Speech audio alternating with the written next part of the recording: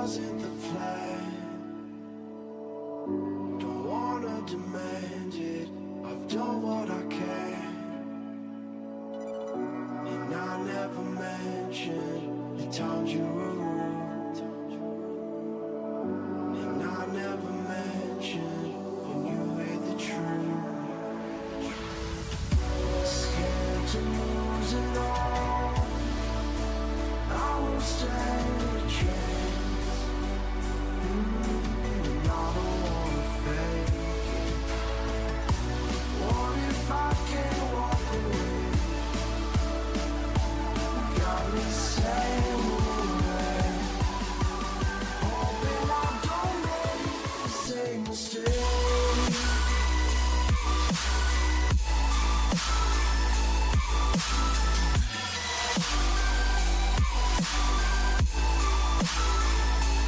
Same mistake.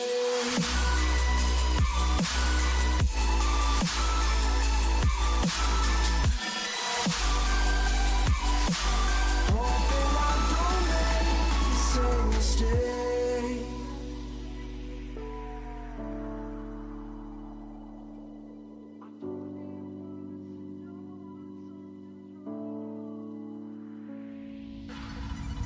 I don't like to leave things unresolved. Maybe it's madness. I'm begging you, please pick up the call. You're causing me damage. I should've known, wasn't your fault. Don't even matter. I wasn't thinking clear, trying to take it there.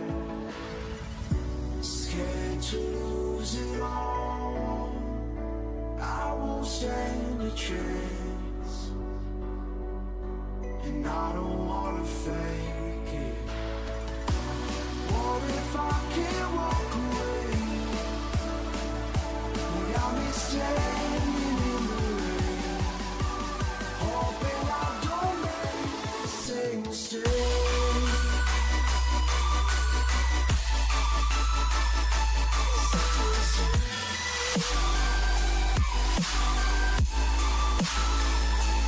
Same mistake.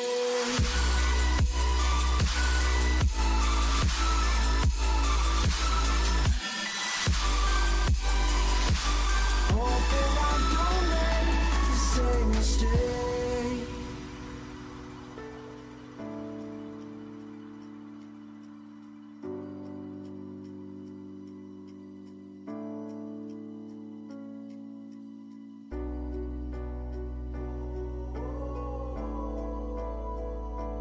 I'm just standing in the rain, hoping I don't make the same mistake.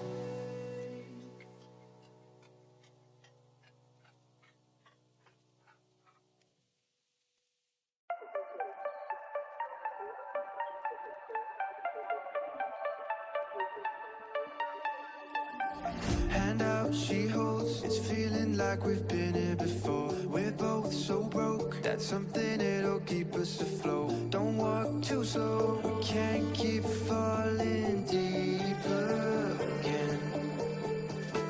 Came too close and the taste so far from pure. A rush of blood, but we search for so much more. We've all been here before.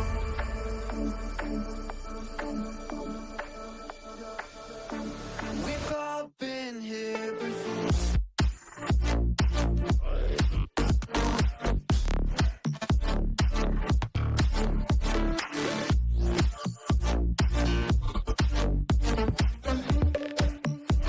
We've all been here before.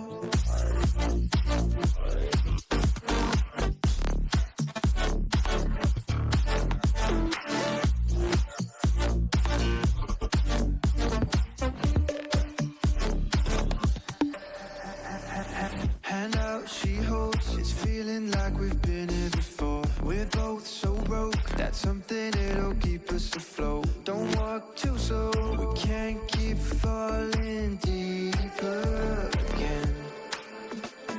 Came too close and the taste so far from pure.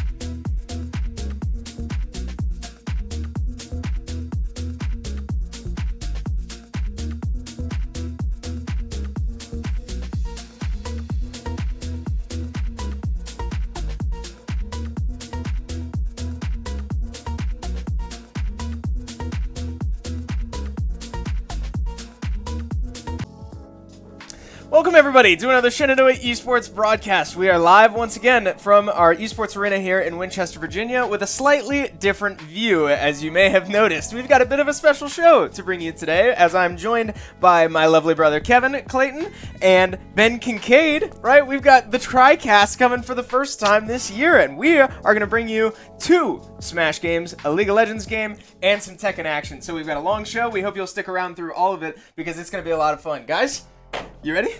Yeah, I mean, I'm ready to hop into all the action, right? We have 2 Super Smash Bros. Games, like you said, and we have Tekken, so a lot of fighting games coming your way. And then we have a LoL, we get a MOBA, we get League of Legends tossed into the mix to kind of slow down a little bit of that fighting action that we will have. But I'm very excited because this is the first TriCast I think we've had, like you said, all year. I don't think we had one at all last year whatsoever. So, yeah, very excited to jump into it. Yeah, and not only that, I feel like this is one of the only times where we have multiple games going on at the same time, and we're trying to cover all of them. We've talked so much on the desk about how fast Tekken is and how we've seen some of our Smash players go from 0 to 100 real fast, so I hope all of you are buckled in because it can go real quick in just a blink of an eye, but it should be a ton of fun. Yeah, we certainly expect to have a great time back here, and we certainly hope that we can make sure that you have a good time as well. But on our normal Tuesdays, right, some of you more regular viewers may be used to this sort of high-intensity multi-game action with me and Ben normally. But the difference today is that we will be having our first Smash game against Brewton Parker College all by itself, right? And then at approximately 8 o'clock Eastern Daylight Time, I guess is what we're in right now, is when we'll have our second Smash series, our League of Legends series, and Tekken will all begin. So we hype up all the time the possibility of having 3 games at once. It hasn't quite happened yet on that broadcast. Today, it's going to. Like, it's on the schedule. It's blocked out. We're ready for it. It's going to be a lot of fun. Yeah, this is definitely the time where, like, we usually have, like, 2, comfortably at the same time because Overwatch starts at 7. That'll end by 8 by the time our other games kick off. But now, like you said, we have 3 titles starting at 8 at the exact same time. So we will get the true Tri-Box coming through with the Tri-Cast as well. So maybe we all can just watch one game and we'll just bounce back and forth to see if we can cover all of it at the same time. But yeah, so let's talk about this first matchup that we have, right? We have Brewton Parker College coming through. I believe they're down in the Georgia area. Their Super Smash Bros. Team as now we look at the standings for the or the NACE standings here. BPC sitting at 1 and 2. Shenandoah a clean 4-0, looking very, very strong through this group, and very excited to see what Brewton College kind of bring to the plate. Yeah, when we were talking to our Smash Bros. Team a little bit earlier, there was a lot of discussion of making sure all of the players get playtime.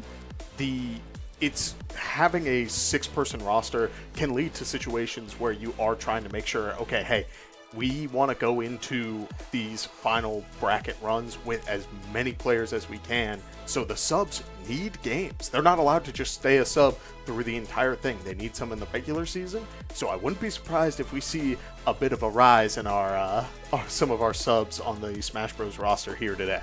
Yeah, we have seen at various times over the course of the year, both in NACE competition and NECC competition, our 2 subs, namely 540 Splice and Far Rhombus, come in whenever needed, right? Even just last week against ETSU, we saw 540 Splice make his debut as a starter as Igloo was out of the country. So he ended up looking great, but like you said, these players actually need to meet a quota, and so I was told that we will be seeing both of those players play today, as well as Igloo himself, because he missed some playing time on his own. So those, I believe, are really the only guarantees that we'll see today from our Shenandoah roster, and then the 4th will just kind of be as needed, right, depending on how the series is going, what the matchup might be. Could be literally anyone else on the roster, whether that's Kip, AJ, or Willie. Yeah, it's going to be kind of a mix-up, right? Because like you said, we do have these subs that need game time to be able to qualify to perform in the playoffs as needed, right? So they will be getting some play time. We are fully expecting to see both of those subs and Igloo, like you said, because he was not in the United States. Right. So he can't really play for the team if he's not really here. So exactly. So he will have a little bit of game time as well as expected as the captain of the SU team. But BPC, we're not too familiar with this squad, right? We've heard rumblings of a Sephiroth, of a Hero, stuff like that. So they have fun characters under their belt. It's just now a matter of how it will match up to the characters that we have. Yeah, the last couple of times we have seen this roster on this broadcast, it has been a whole different ball game than what we have seen the last couple of years. Kip has been a strong showcase almost every single time he starts any of these crew battles and tends to get whatever, like usually his 3 stocks, if not more. We've seen him take 7, we've seen him take entire crews. But that's usually how it goes, is he gets a very strong start, and the rest of the SU crew play characters who are very good at making sure it's 50-50. They get these 3 stocks and they keep that match. But this year, there's been a bit of a curveball in that, because now there are 2 players who have been truly commanding a presence on this team and earning the respect of players of 2 completely different play styles. You need to have answers not only to a Pac-Man now, but also to this Kazuya, who has been just cleaning house. So I am curious to see which one they send in for that last slot for these sorts of crew battles, but it could come into play later on that we do see the main roster depending on how things play out.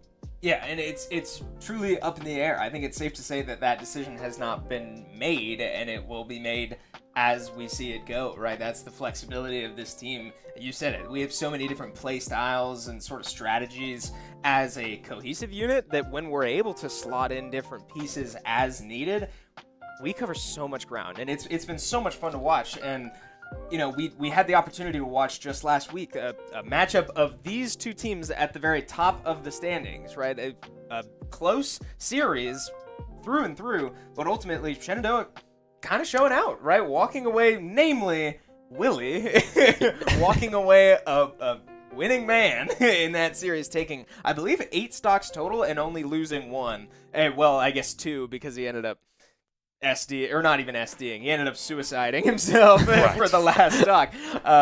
So, I mean, an incredible showing from SU, not even at full strength, against the other top team in their bracket. As we take a look at these stats here from Willie last week, right? I mean, that's what we're talking about. One of those stocks he lost was of his own volition. I mean, this was such a commanding and just overall dominant performance that I would expect no less going forward. Yeah, I mean, if Willie sees gameplay today, we're looking pretty good. Right? Willie is a stud of a player. Everyone on this roster has been improving a lot over this semester.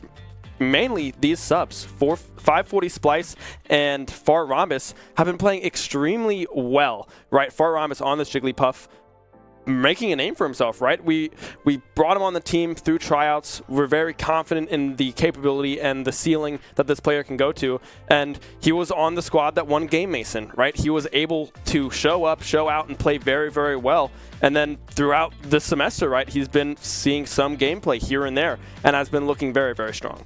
Yeah, I'm hoping to see a little bit more of Splice tonight, just because I feel like we're seeing his game plan develop in real time, seeing what he's becoming more and more comfortable with.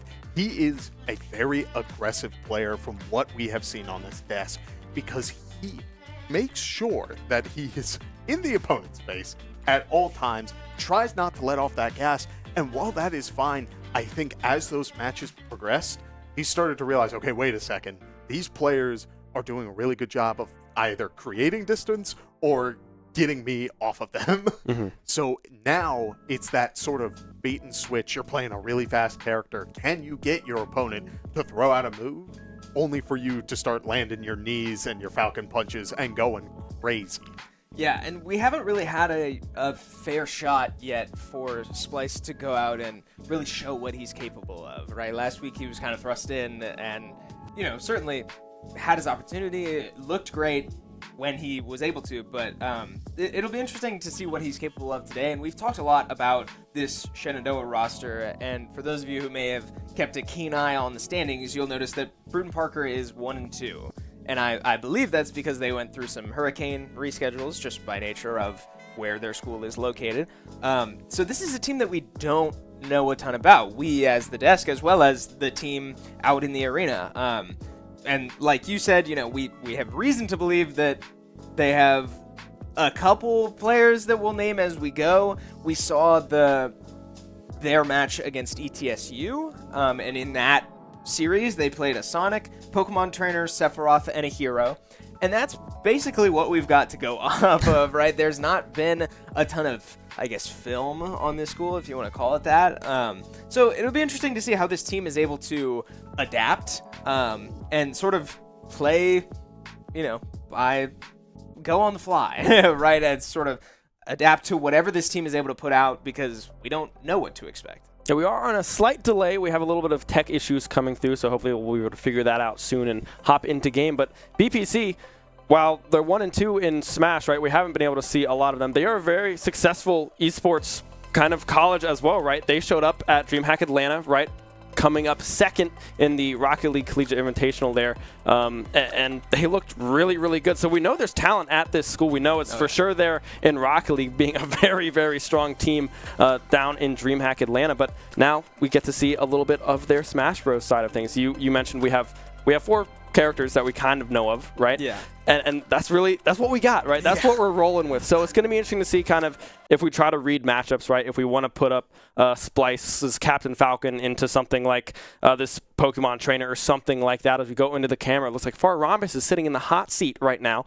Maybe he will be starting off the night for us, but nothing is certain just yet as we do wait to jump into the game. Yeah, I am getting a little excited from not only what you're telling me about their skill in the other games. I hope that transfers over, because the characters that they play, the Sephiroth, the Hero, the Pokemon Trainer, they're considered to be very just solid characters. They're not like, oh, there's insert broken mechanic here that deserves respect, needs all the respect in the world, you're playing against your opponent's game plan, and all of that. Instead, they've got all the tools that they need to do well, which, if that carries over between what we see from their other performances in other esports, this could be incredibly exciting, because we should see a full utilization of what these players have in their kit. From Sephiroth's extra jumps when he gets that wing to all 3 Pokemon. I know people who will stick to Ivysaur and then swap to Charizard if they're in trouble and go for an up smash, and that's it. Yeah. So if we can see all 3, get my boy Squirtle in there to have a good time, then hey, I am all for it. Yeah, it's going to be a lot of fun to learn and adapt as viewers. Like we were talking about the team having to sort of settle in and figure out what they're up against, but it's going to be just as much fun for us sitting here and analyzing like what we're watching, right? We don't know what we're going to get. We might get the most difficult opponent that we've seen so far in this bracket, because like we said, Brewton Parker hasn't had the opportunity to really showcase who they are and what they're capable of as a team. So it'll be a lot of fun to get in here soon, as I expect we will soon. We have a bit of a extra point of view in the broadcast room here. We do know that the players just went through a button check, and we did show you as well Far Rhombus sitting in the hot seat, which I do believe is more or less a confirmation that Far Rhombus will be going out first. So I'm curious, Kevin, how do you feel about that character going out first? Jigglypuff is such a fascinating puffball, because yes. You're dealing with a character who is so incredibly light, but I think they have a very similar strength that Pac-Man has, in that some people just really don't know how to deal with this character jumping around right outside of their burst range. So hopefully, as we get into game, I'm looking forward to seeing if Far Rhombus is going to be playing a little bit more of that air game, trying to dance around, or if they're really going to try to go on the gas and get damage rolling. Yeah, already right out of the gates, just trying to get some chip damage from juggles in the air going. Jigglypuff strives with the back air that has that kind of like hang time towards the end of it that just sits there, and you're thinking, okay, the kick is done, surely, but no, it will still hit you, as Far Rhombus trying to get a few more strings together, but Squirtle as well, a very strong aerial character, able to get a couple great strings together as well. Yeah, not only that, I mean, we do see a Up-B coming out here, trying to get a little bit more damage on the Squirtle, potentially get even a rest setup. But right now, Squirtle, being so fast, being that little guy, is able to sort of dance around instead of what Jigglypuff has to offer. We're seeing the Pound come out, trying to get a little bit of damage, but We may see a swap. There it is. Ivysaur able to get a little bit more damage going, and a forward smash call out will be enough for Rhombus to take the first stock of this series. Yeah, Brewton Parker not even able to showcase the Charizard on that first stock until now, but Jigglypuff up to 96%, right? This is now outside of the gimmicky, right, switch to Charizard, force an up smash. We are beyond that point, but it would still kill if it's able to land, but now we're ready for it, right? Rhombus looking to rack up his damage, starting these combos of his own as he's so floaty like we talked about, and Charizard can struggle to really get any hits in as we get the jab reset on the ground into a slumber. Fully charged forward smash won't quite do the job. Flare Blitz back on stage, now equal percentages and a full stock lead for Rhombus. Yeah, Rhombus looking super, super good thus far, but being Jigglypuff, you are very light character, right? So just regular attacks from this Charizard, being a heavy hitter that he is, will do damage and send you flying, but Rhombus doing a great job at playing this space, being patient, and reading these jumps that Brewton Parker is going for, able to connect yet again, and is now going off stage. We'll be able to find it yet again. I mean, Rhombus looking so strong thus far.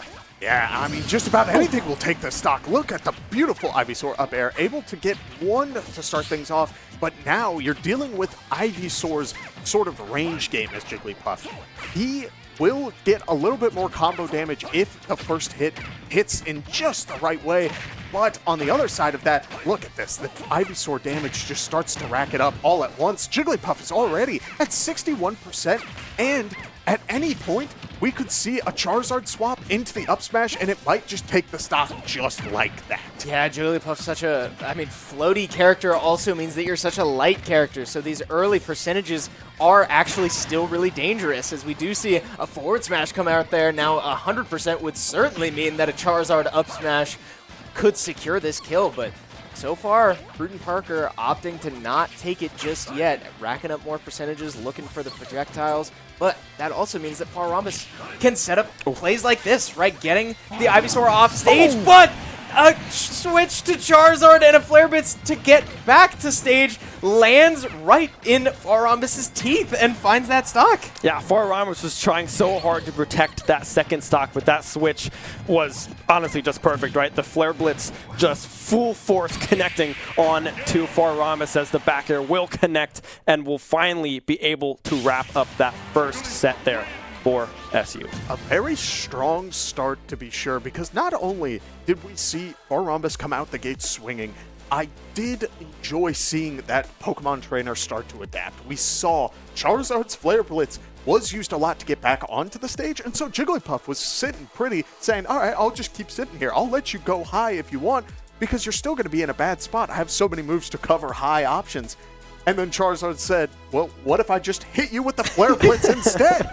And just ran right at the Jigglypuff, taking a stock and evening it out a little bit closer, but SU does still walk away with the lead. And we have talked so many times about how important this start is in every crew battle.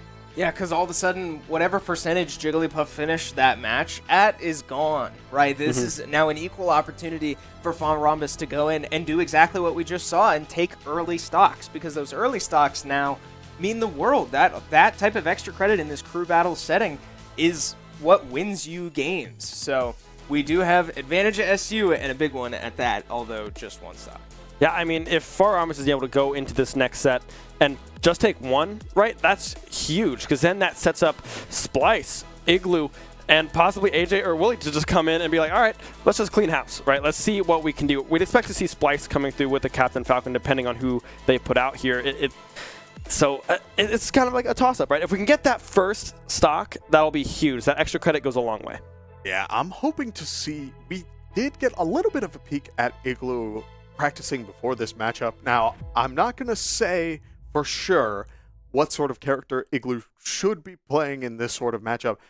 We usually see him on the Yoshi, but I did see his warm up on his secondary Samus, so I don't know. I know he's been trying to practice that for these online situations, which means that we could see, depending on who they send in next, whether or not we get an extra stock or not, if it's a good matchup for either Yoshi or Samus, two characters who tend to have very different utility, means that we could have a whole new aspect to what Igloo brings to the table. Yeah, it's interesting you bring that up because, yeah, Igloo notoriously has at least always told me, sort of in our pregame, like, info sessions, if the Samus is coming out, something's going wrong. Is usually what that character means. But the point of having the Samus in the back pocket is, like you said, these online situations, these online characters, if we at home know what that means, right? These sort of spammy projectile, usually, characters. And so I am curious, Kevin, because so we got the Pokemon Trainer right? We said we weren't 100% on Brewton Parker's roster. Pokemon Trainer was on our list. Of Sonic, Sephiroth, and Hero, who do you expect to go in to try to take out this Jigglypuff? And then, is that character a good matchup for then a theoretical Igloo pick? I feel like if you're predicting that Igloo is going to go in next, you most likely will send in that Sonic player, because they will do a very good job of outspacing Jigglypuff. It's very hard for Jigglypuff to sort of control the space around someone's shield if they're not in shield to begin with. Sonic doesn't hold it down too often because he can just walk away at a fast enough pace that you will get whiff punished and it will all just fall into place, which means that suddenly a Yoshi is now having to either keep up with a Sonic player or someone who has very good projectile space in this sort of horizontal area is going to be dealing with Sonic, who's able to spin dash around and sort of keep Samus on their toes when they have so many high committal options. Yeah, no, I definitely like that call on the Sonic, right? Because like you said, the speed of Sonic is crazy. He is, I'm pretty sure, the fastest character in the game, if I'm not mistaken. I mean, that would make sense. It's Sonic, right? He runs pretty darn fast. So, yeah, and Jigglypuff is not necessarily a fast character, right? And it's kind of hard to get out of Sonic's strings as well. They're very easy to put together, and they're very easy to keep going. So I definitely expect to possibly see something like that come out. Possibly there could be like a Sephiroth angle here, just with the range of the sword. It's just really fun to have sometimes, but into a potential Igloo Samus, I don't know if that's the way you would want to go. Yeah, because not only that, I mean, Sephiroth could also be another great pick by the side of things, but instead, we got a different character on this side of things. We have the Link up against the Jigglypuff, and this will play out sort of similar to the Samus matchup on the other side of this coin, where now Link has so many projectiles that Jigglypuff is going to have to respect, but Link doesn't move too fast, which means that now this aerial game of Jigglypuff should play out relatively well. We will have to see if Link is going to get a couple of callouts on Jigglypuff dancing around the shield. Yeah, and a big thing about the three characters that we listed we might have been expecting was that all three of those characters have great recoveries. Something that you kind of need against Jigglypuff, against all these aerial strings where she can carry you so far off stage, is a good recovery both vertically and horizontally. I would not say that Link has either one of those, right? Link's recovery can be so questionable at times, but we do see so far Link coming out on top in the offstage interactions, but down in percentage. So, I mean, so far it'll be interesting, right? This is a strange pick, in my opinion, into a Jigglypuff because, yeah, like, he's going to struggle to get back on the stage.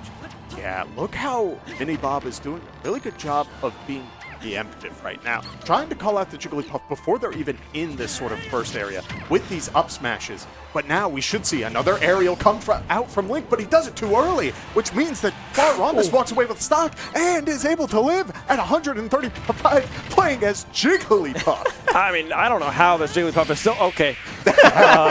Spoke a little too soon there. I think that's why the Link comes out, right? Because he does do a good job at landing some strong attacks, does hit pretty hard, and the edge guard with the bomb is also very, very positive, right? But Jigglypuff can go high in a lot of their scenarios and a lot of their options, but I mean, props to Rhombus, able to pick up that one stock as well, and now we know we're going into this Link here, so what do you do?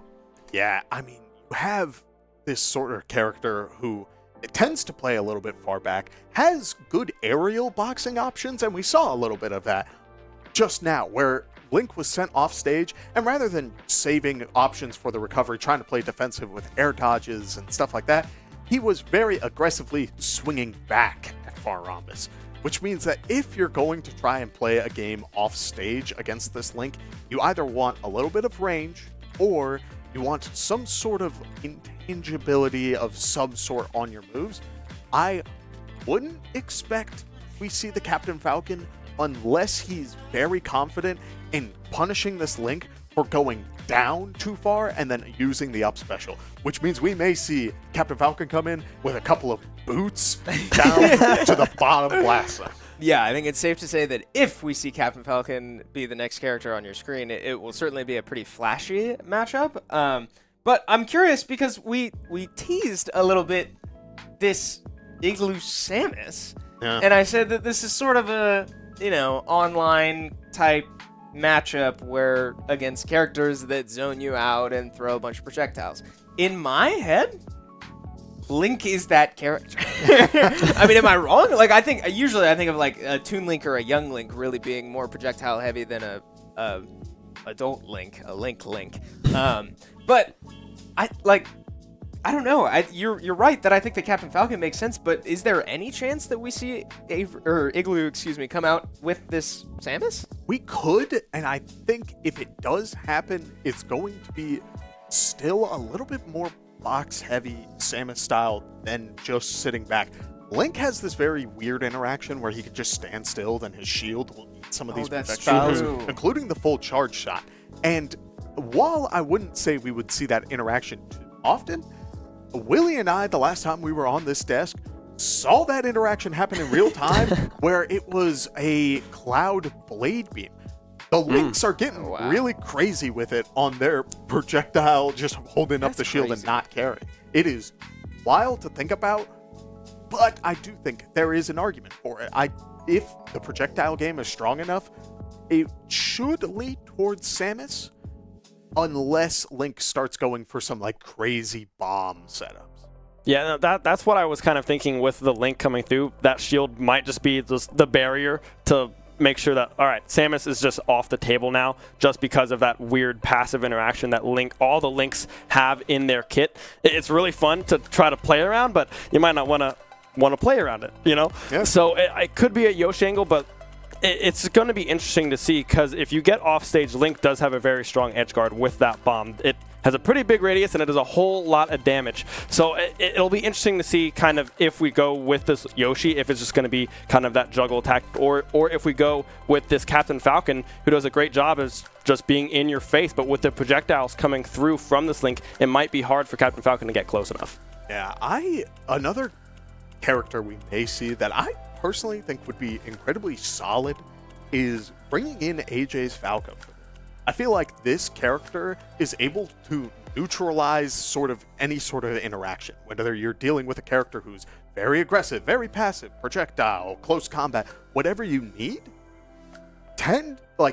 Most of the time, 9 times out of 10, Falco can just use his game plan and get that character out of the way. He may lose a couple of stocks in the process, but his game plan is so solid, so just consistent, that we may just try to move this Link out of the equation and see who's next out of the characters that we saw before. Yeah, I'm going to fourth wall a little bit, because this is really interesting. We do need to play our subs X amount of times. And I don't know, because you raise a good point. I think Falco would be a good pick into this matchup, but now do you risk AJ doing too good of a job that our subs don't get to play? Like, I did not think about this coming into the series, but, I don't know. I guess this is a rulebook moment that I'm sure none of us are probably comfortable enough to really break down, but it might be too risky to not put in one of the subs, or I guess Splice or Igloo in this case, because they need the playing time. Oh, that's fair. I think you do need to save them for that anchor spot so that the other players get that playtime. If that's the case, I think the go-to call is sending in Splice first, because Igloo has been just so consistently active on the Shenandoah crew battle roster. He will, at the very least, take the stocks that he needs to even things out, but he is known to run away with it sometimes. If this hands towards that, then that makes sense. But I don't know. There's a whole other metagame to this now that gets very complicated and good to. just turn into just about anything. Yeah, I don't think it's for us to speculate at this point, right? We could sit here and theorize all day, but ultimately, it does sound like we are going through a slight pause. The players are dealing with a rulebook clarification, funny enough, as we're sitting up here talking about it. So, but we'll take you right into game as soon as we get there. But, I mean, I think we're right. Assuming that the subs take priority, or at least the playtime takes priority, I think Captain Falcon is the right pick.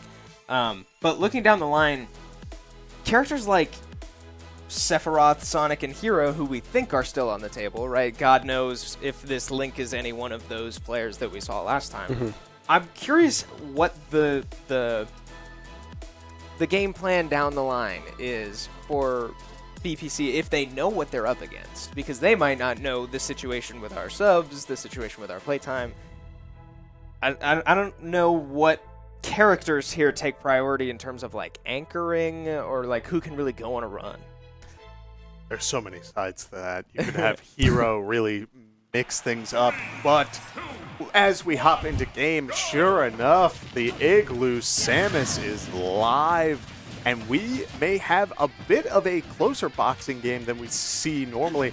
We'll just have to see as both players start off with their respective projectiles. Yeah, and just look at that, right? I mean, we did all that theorizing and we were right the first time. Yeah. We had the Samus coming through from Igloo, trying to find these projectiles, and you mentioned it just right off the bat, Kevin, of we're going to shoot our bow and arrow, we're going to have our charge shots, we're going to just see who can land what, and then see if we can build a string off of it. Yeah, I want to call out that as of right now, it is the Link who is doing most of the approaching in this matchup, which means that he is going to be playing around Samus's game plan, and that is a very dangerous spot to be. We see the Boomerang trying to get a little bit of damage, get Samus into that shield. We may see a walk forward after that, but a roll on the ledge and a very aggressive up special may mean that Igloo is going to get a little bit more than they were hoping off of just a neutral B charge. I have a mechanical question.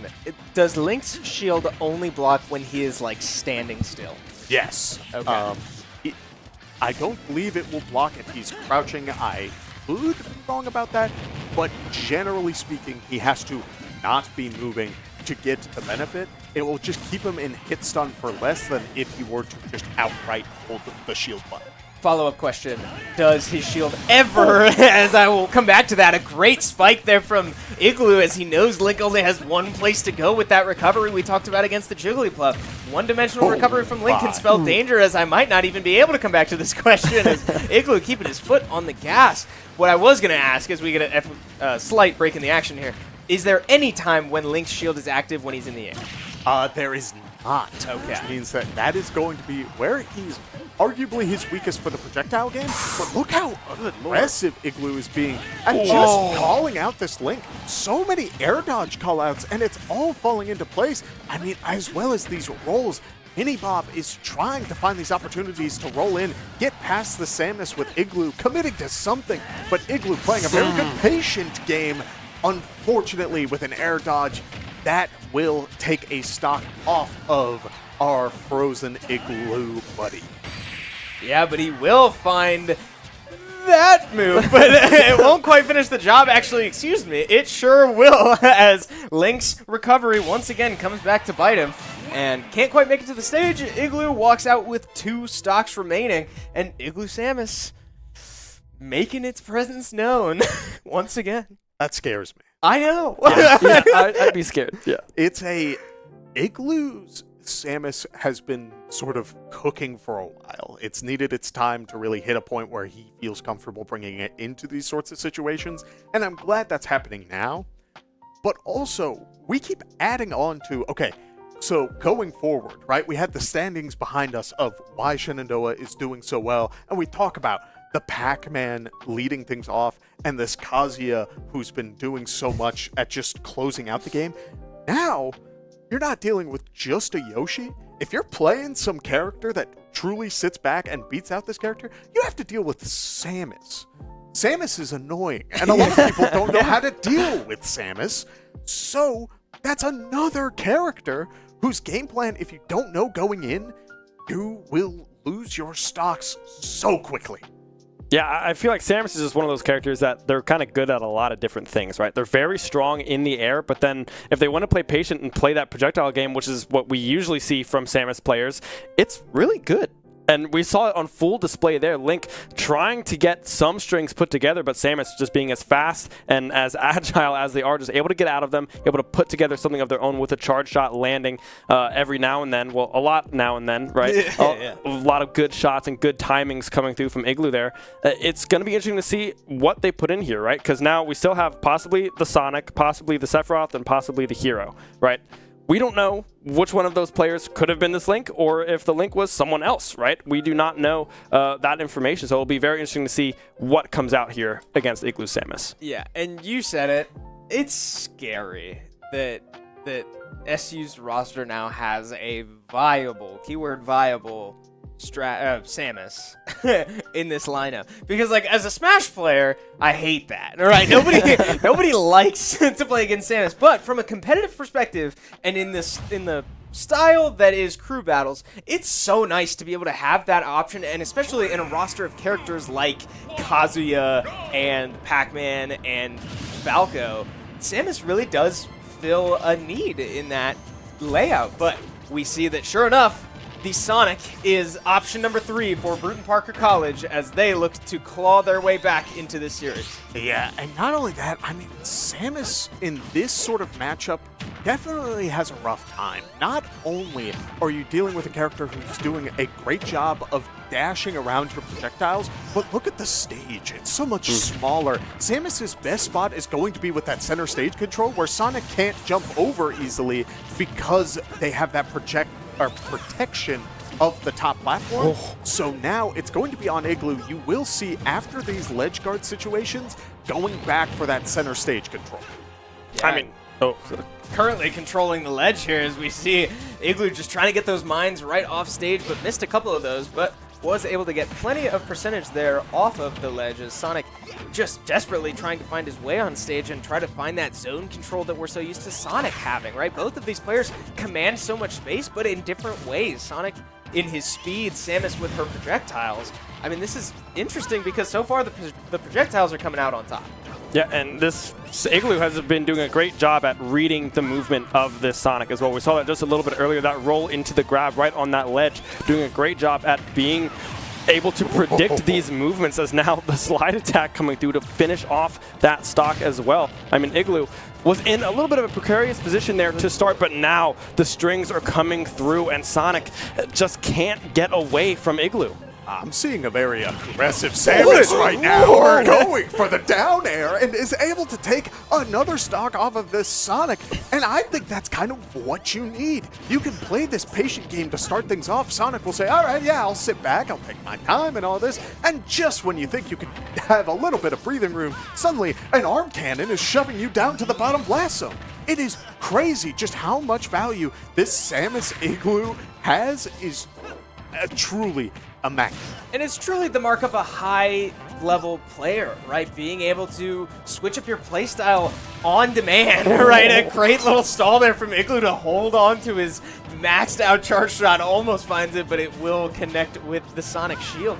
I mean, seeing these playstyle changes that we talked about it last week in the ETSU matchup as he is able to find a back air and put Sonic away without losing a stock. Look at that man on your screen. Locked in, ice cold. Igloo taking care of business. I cannot believe that's how that played out. Because everyone and their mother knows that Samus just sits away and just throws whatever they can. Especially in an online setting. Yeah. Because now, I mean, the entire match was starting off that way. Okay, yeah, he's sitting under the platform going for his projectiles. And then Sonic was the one who started needing to, or felt pressured to start playing preemptive, start going for these options early. Igloo took full advantage. You saw that charge shot fake out on the ledge. That is pure fear. That's terrifying. Yeah. I mean, if that connects, right, that's just done. Like, your stock is gone because that was pretty much fully charged, right? That is one big shock blast coming right to the face of a little hedgehog, right? That's not going to feel nice, but Igloo did a great job at adapting to kind of the playstyle that Sonic was going for because you saw he was getting that kind of preemptive kind of move set coming out from this Sonic, and he was like, all right, if you want to play fast, I'll play right into your hand, and I'm just going to beat you out. And he did it phenomenally. Yeah, not only that, I do want to give kudos to this Sonic player because he did, in that situation, there are so many people who do roll or just do try to play that preemptive game. I think his callouts for trying to be a little bit ahead of what Igloo was planning were the right times to make those callouts. It just didn't fall into his hands. And then we saw the patient game winning in that sort of situation there. It is truly a back and forth. You're allowed to make callouts in fighting games. That's a very real aspect of this. That's how you win games. But if it doesn't fall into your hands, you can get very worried, you can get very flustered, and just start going for them one after another. So kudos to that player for understanding I can take my time a little bit and turn this battle on its head. Unfortunately, it just didn't work out how he wanted. Right. Yeah, the logic was there. It just didn't fall his way. And you know, sometimes those types of decisions, you know, we're all sports guys. That's the kind of, you know, you're a genius if it works, you're an idiot if it doesn't, right? That is, except in fighting games, it's so common that it's not that dramatic. But, I mean, you said it. Like, those types of callouts are how you win games. And, unfortunately, didn't quite work out there. But now, if you're Brewton Parker, you're in some serious trouble, right? Down 3 stocks to 8, 1 player remaining. Again, going off of the roster that we have, which is very unofficial and only predictive, I guess, assumption based. The 2 characters we know of are Sephiroth and Hero, and I would think based off utility and flexibility, a character that can take 8 stocks, I think you send in Hero. No? You disagree? Let's talk about it. Oh, okay. On the one hand, Hero does have this sort of wacky mechanic where it's all, I wouldn't say completely. Yeah, there you go. It's not all truly random. Like, you have some sense of control. You play the character very solid, and I do think that that could help even out the stock count. But I've seen a good Sephiroth, and maybe I give that character too much respect. But if you want a character who has great zone control, is able to use his comeback mechanic to armor through moves to get that extra jump going, and just generally take stocks faster, I lean more to the Sephiroth. I think the only downside is that he's so light that it could bite you, but it's a hard ask. I don't know. Yeah, and I didn't think of comeback mechanics as well, because Hero is a DLC that doesn't have comeback mechanics. But speaking of gimmicky mechanics and DLC, we do get a DLC that is option number 3 of the 2 that we were talking about. It will be a Joker Instant Regret coming out for Brewton Parker to try and take 8 stocks off of this SU roster. I think Joker is a good pick here, right? I mean, a very, very strong character. I believe, correct me if I'm wrong, Kevin, an S-tier character in the game, right? S-tier, A-tier character in the game right now. And is gimmicky himself, right? He has, Arsene, Yeah. right? Who unlocks some new moves and does a whole lot of damage when he is brought out, right? So he has that kind of gimmick to himself as well that Igloo will have to try to work around. And we're no stranger to the strength of Joker on this desk. Moon Lady, while here at SU, has had some truly remarkable comebacks, so now being on the other side of this coin can be very scary. But Igloo is doing a very good job of sort of dancing around what this Joker is doing. Look at the whole callouts between both players, trying to get a little bit around the other's game plan, but this Joker loses Arsene and immediately gets back, using the counter to get back onto the stage, and one good back air, while not going to close it out just yet, will send both players off stage, and Igloo can't make it back. I don't know if Igloo bumped into Joker or not, but both players will end up losing their stock, and now it is 2-1, and Igloo is sitting pretty with his setup right now on Samus, but Arsene is out. Yes, Arsene means kill threat at any percent, right? that down air can become so dangerous, and especially in offstage interactions like that, we see the counter miss, but Igloo unable to capitalize. And you said it, we do have history with Joker at this school, on this desk, on this team, and especially Igloo has history playing against Moon Lady so often in scrimmages and practice, sharpening each other as they both look to improve. But I'm sure most of those matchups were played on Yoshi, right? It's hard to say how much this Samus got playtime against the Moon Lady Joker, but nonetheless, right, 121%, Instant Regret finds himself, but still, with Arsene out, getting work done, but unfortunately not enough work done, as now down to 1 stock and still 7 stocks ahead of him. This is a tall hill to climb. I want to acknowledge right now this Joker player has been doing a lot of the Rebels Guard and a lot of the counter, and I'm worried at the very end of this, even if Igloo is at a high percent, it could cause some problems because they might go for a sort of down B call out where Igloo is just waiting, and these down airs can be so dangerous. One after another into the back air. Is Joker going to survive? Yes, goes for the Aegon and won't connect it, but now Arsene is gone. Joker's at 121, and that means if we're getting another use, it's going to be out of this down B. Otherwise, a move may take it out. Oh, he's holding down that moves for so long. It's so worrying because you are in such a dangerous spot. A very good down smash will send Samus off stage, but I don't know, just about anything will take it out. And a dash attack will be the one to take it out, and you were absolutely right. We watched Igloo get some serious reads, and lots of patience will do the job. Igloo able to take 6 stocks, I believe, on his own, as SU will take a 1-0 lead in this series. Yeah, I mean, Igloo there looked very strong on that Samus, right? Playing very patient in that last and playing that edge very, very cleanly, very safe. Wasn't trying to do too much with it, knowing the capabilities of their character, not going too far, pulling it back when they had to, and then really just playing the space very, very well and having beautiful reads against that Joker. Yeah, slight correction, 8 stocks is the final tally for Igloo, so certainly doing more than his fair share on this squad as we take a look at those stocks. I mean, again, this is the exact same statistical performance that we were highlighting so much from Willie just last week, right? 8 stocks taken, 2 stocks lost. That is more than a winning formula. Oh, the Igloo Samus. Chris, we're going to have to be talking about this more on the desk. This I is a hate real it, Kevin. I don't mind telling you. This character is another one that just kind of commands respect. It's to take the time, talk to your friends, go into Samus Discord and ask players, what do I do against this character? Because it's so detrimental. If you are dealing with a player who is as patient as Igloo was, I do think that there's a place for all of those Rebels guards and the Arsene counter and all of that. But when you start getting too much on it, and then Igloo is just saying, I will sit in your face and wait for you to put it down.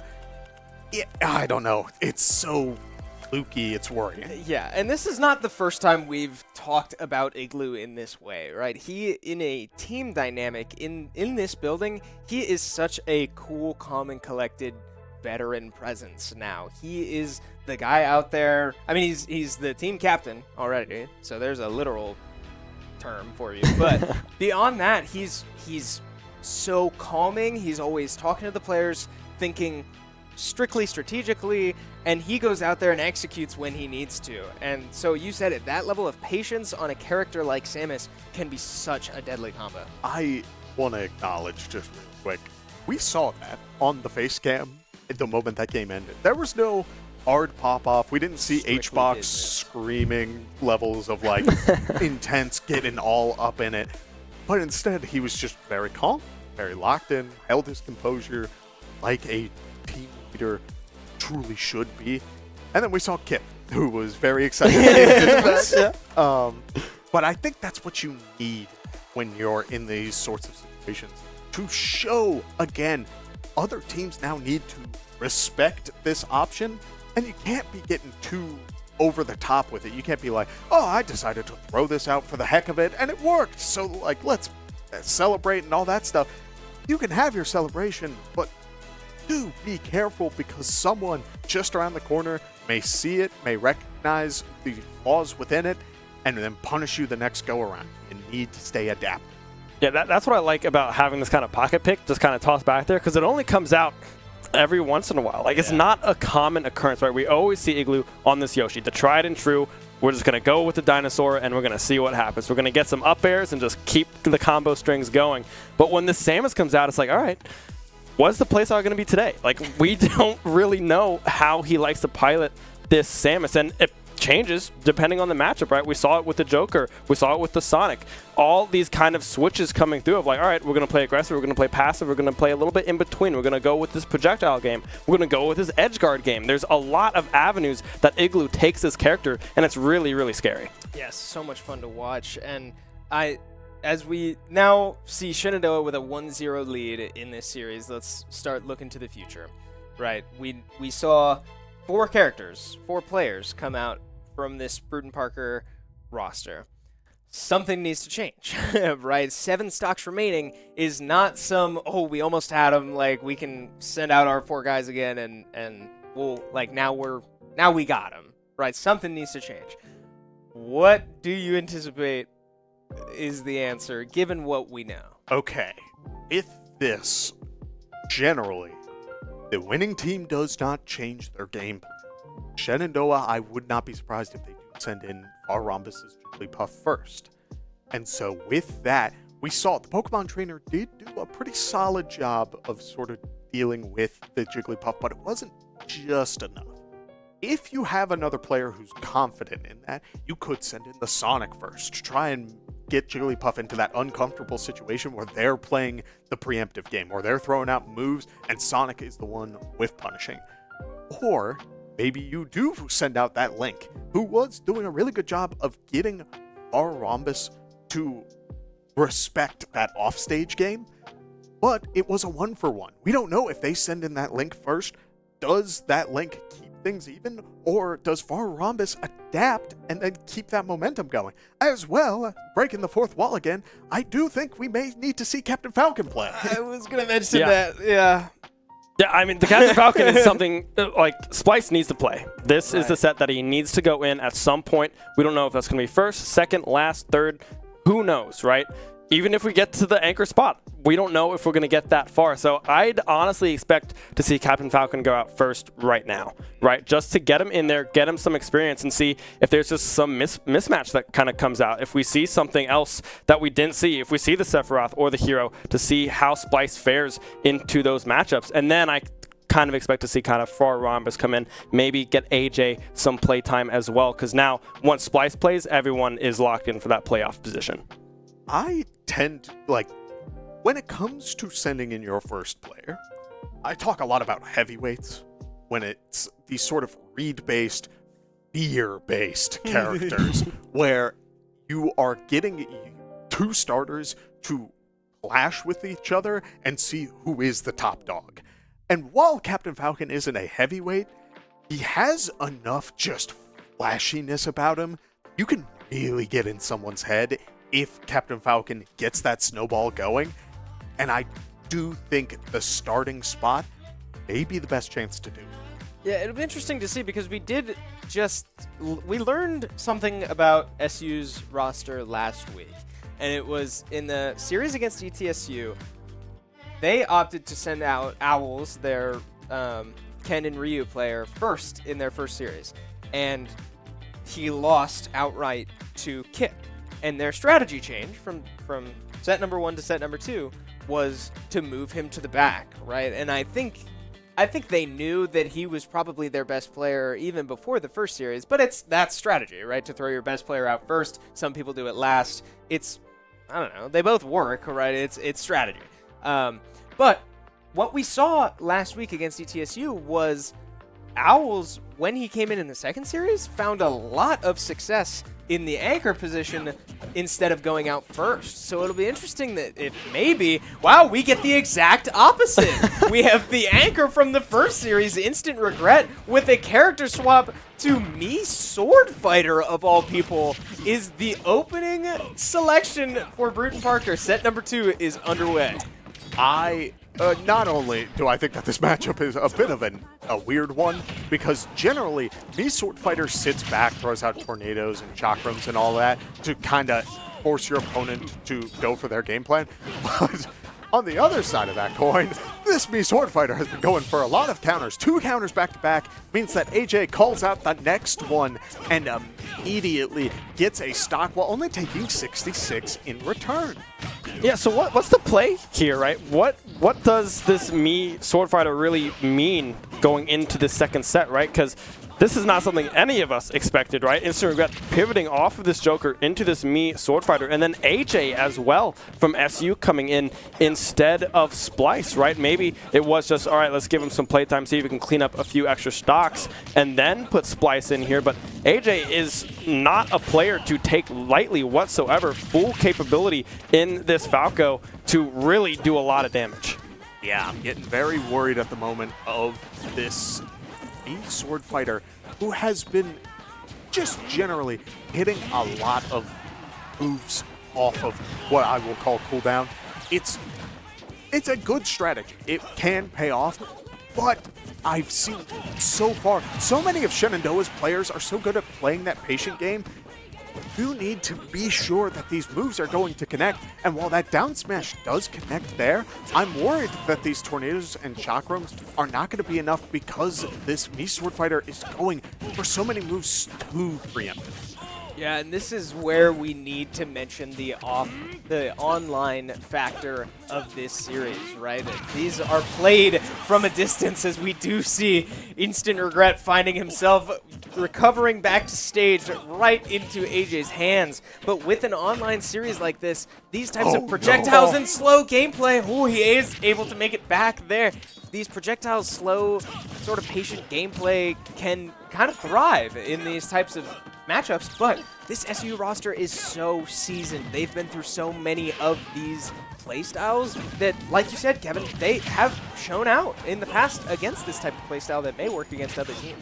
Yeah, I need to call attention to this right now. The next time we see this Sword Fighter get hit on stage, look out for a roll. We don't know what direction it'll be in, but we will most likely see a sort of panic option. And when you're in these sorts of situations where your damage is starting to rack up, yes, you do want to start throwing out your dodges, but getting a little too preemptive with it means that you may get called out with some answer, whether it's this Falco side B into the back air or something similar. Yeah, we can already see AJ just trying to put this last stock away. Instant Regret playing defensively. The counter does come through there, will connect, won't be able to find the kill. AJ trying, well, able to recover cleanly, and now just kind of waiting, playing time, waiting for the right moment to strike. Will read the counter yet again, won't be able to find that smash, but still AJ playing so patient, so calm, and Instant Regret just trying to find an angle. Yeah, very good DI coming out from AJ. Will this tornado be enough? No, it won't, which means that now the NECC Sword Fighter is the one in an awkward spot. A very good nair and a very poor DI means that Falco will walk away with that stock. And I think AJ is sort of, he's locked in, but I think he was picking up on this NECC Sword Fighter is really just throwing out moves for the sake of throwing out moves. Well, we saw it in that that read on the counter. We have to remember that NECC Sword Fighter was the same player as the Joker that we said was throwing out counters and using the Rebels Guard so often. It's the same player. And so, sure enough, we get an aerial interaction where AJ was completely prepared for the counter and ultimately pays off. He didn't get the kill off that read, but still, like, the longer that series went on, AJ was certainly in control. Yeah, I'm sorry to the player that I am dogging on for this sort of playstyle, but it does need to be said. This is the sort of playstyle that tends to separate a pro-level player from someone who plays this game at a bit more of a casual level, and you may get results, you may get your wins, end up in Elite Smash and everything else. You might get a couple wins at your local, but when you start throwing out moves with purpose, when you're very deliberate about, I think my opponent is going to do X, which means that I need to do Y, that is when you truly ascend and are starting to take wins away that otherwise you may not be able to. Yeah, and I mean, I'm a big counter fan, right? I play Roy, and every time I land, I think I counter. Like, every single time I'm trying to land. So I don't blame him, right? I mean, it's definitely fun. When it lands pretty hard, and you're like, oh, that was cool. I want to do it again. But to your point, Kevin, it is kind of one of those playstyles that if you're really looking to climb those ranks, climb that ladder, being able to throw out moves with purpose, like you said, and find the right angles is pivotal. And the Joker did not look bad whatsoever at all, but still that counter was kind of coming back to bite them. Igloo was able to find those good reads on that one as we will jump into the second match. AJ on the Falco, of course, still, and Mini Bob, the Link coming in. And again, I say it all the time. The percentage that AJ was at the end of the last series was like 130 or something way up there. And all of a sudden, all that progress is gone, right? This is an 11-9 stock lead for Shenandoah that feels a lot steeper than it might have if you just watched the last matchup. Yeah, and already look at this Link trying to set up the game plan that he will in most matchups. Going for the boomerang setups, trying to get a couple of bombs going. But Falco, with that reflector, already is commanding that, which means now we're seeing that the Link was doing a lot of damage in this sort of zoning / boxing space, where trading aerials, getting that up special, just barely with punishing this Falco is where they're getting the most reward. But we have seen a handful of the boomerangs still come out, and that's just by nature of the matchup. Now we're starting to see that boxing game. I think it's starting to register with the Link player that they can't be going for these projectiles too often unless they're trying to catch AJ off guard. Yeah, we now see AJ just looking to keep his advantage strong, right? He's already done more than enough to get his job done. But sure enough, yeah, finding one more stock there as that will be his fourth and up to 100%, but even stocks in this matchup at least mean that Mini Bob just struggling to catch up here as BPC just looks to find their way back into the series. Yeah, AJ doing a great job at building up some of that percentage yet again. A nice juggle coming through, the pogo stick coming out as well from Link, trying to find these angles to find this kill on the second stock, but AJ is doing such a good job at avoiding it, question mark there, the pogo stick landing in full, but won't be able to find that kill just yet. AJ still playing very patient, very good spacing as well, not trying to give up too much to this Link. Yeah, and look, a very aggressive up smash does pay off as AJ has been doing a good amount of jumping, trying to dance around these sort of projectiles beyond just using the reflector, but this time around it won't work out as now another up smash is just getting so much value, and this Link boxing is sort of paying off. As we do see another grab come out and a very nice spike coming out from AJ as the up smash from the platform does drop. Link taking 20% response, but is able to get a couple of good hits to get AJ's percent skyrocketing. Yeah, this is really dangerous territory now if you're Brewton Parker, right? 10 stocks to 7. If AJ now down significantly in percentage, but if he is able to take this stock, that could be disastrous for the rest of this set if you are a Brewton Parker fan. But enough talking about the future, right? That still means that AJ has to go out and do it, and it certainly looks like he's trying to. The up B from Link will land, but won't quite be enough. The bomb is well timed into AJ's shield. 150% is scary for AJ, but he will catch the bomb, meaning that, how does that interaction work? Can Link blow it up? No, I didn't think so. Can't blow it up, and now Falco can use it as a combo tool. And this Link is now struggling for his options. Look at this. This is incredible. I mean, yeah, I don't really know what you do in this situation as Link, right? He's holding this bomb forever. Like you said, a combo option from this Falco as well. And Mini Bob is just struggling to try to find the approach. Will finally, the pogo will land. Link able to find the angle. AJ almost able to find that stock, but Brewton Parker doing a great job staying alive. Yeah, I do think AJ took a step back to breathe, not only because he was able to get the bomb and was truly getting hit by those handful of projectiles saying, I don't think you know how to get close to me in this sort of situation, and starts hitting the laser. You know, if it ain't broke, don't fix it. But I also do wonder a little bit. I don't think it was entirely intentional. The Link did pull out a bomb shortly after, but there was a mini teabag in the middle of that match. And so I'm wondering if AJ saw that and said, whoa, whoa, whoa, whoa. Leans forward, doesn't approach, gets his little bit of chip percent. And I think we saw a little bit more of that where he starts going for that final finisher with the up tilt, just gets hit out by the Link down air. And so I think the idea was there. I think he wanted to make a statement, but it didn't pay out that way. Yeah, certainly something to keep an eye out for then, I guess. But not for us to speculate, right? We did see in that player cam shot that it looks like we will be getting some Splice action on stream here. Sitting in the hot seat will be our Captain Falcon player, who now needs to take, well, I shouldn't say needs to take, but needs to take one stock off this Link to put them away. But Shenandoah still with a, I believe, what, 9-7 lead will mean that he's in a pretty good spot to go in there, take this Link out, which is the matchup we said might look pretty flashy last time we were anticipating this.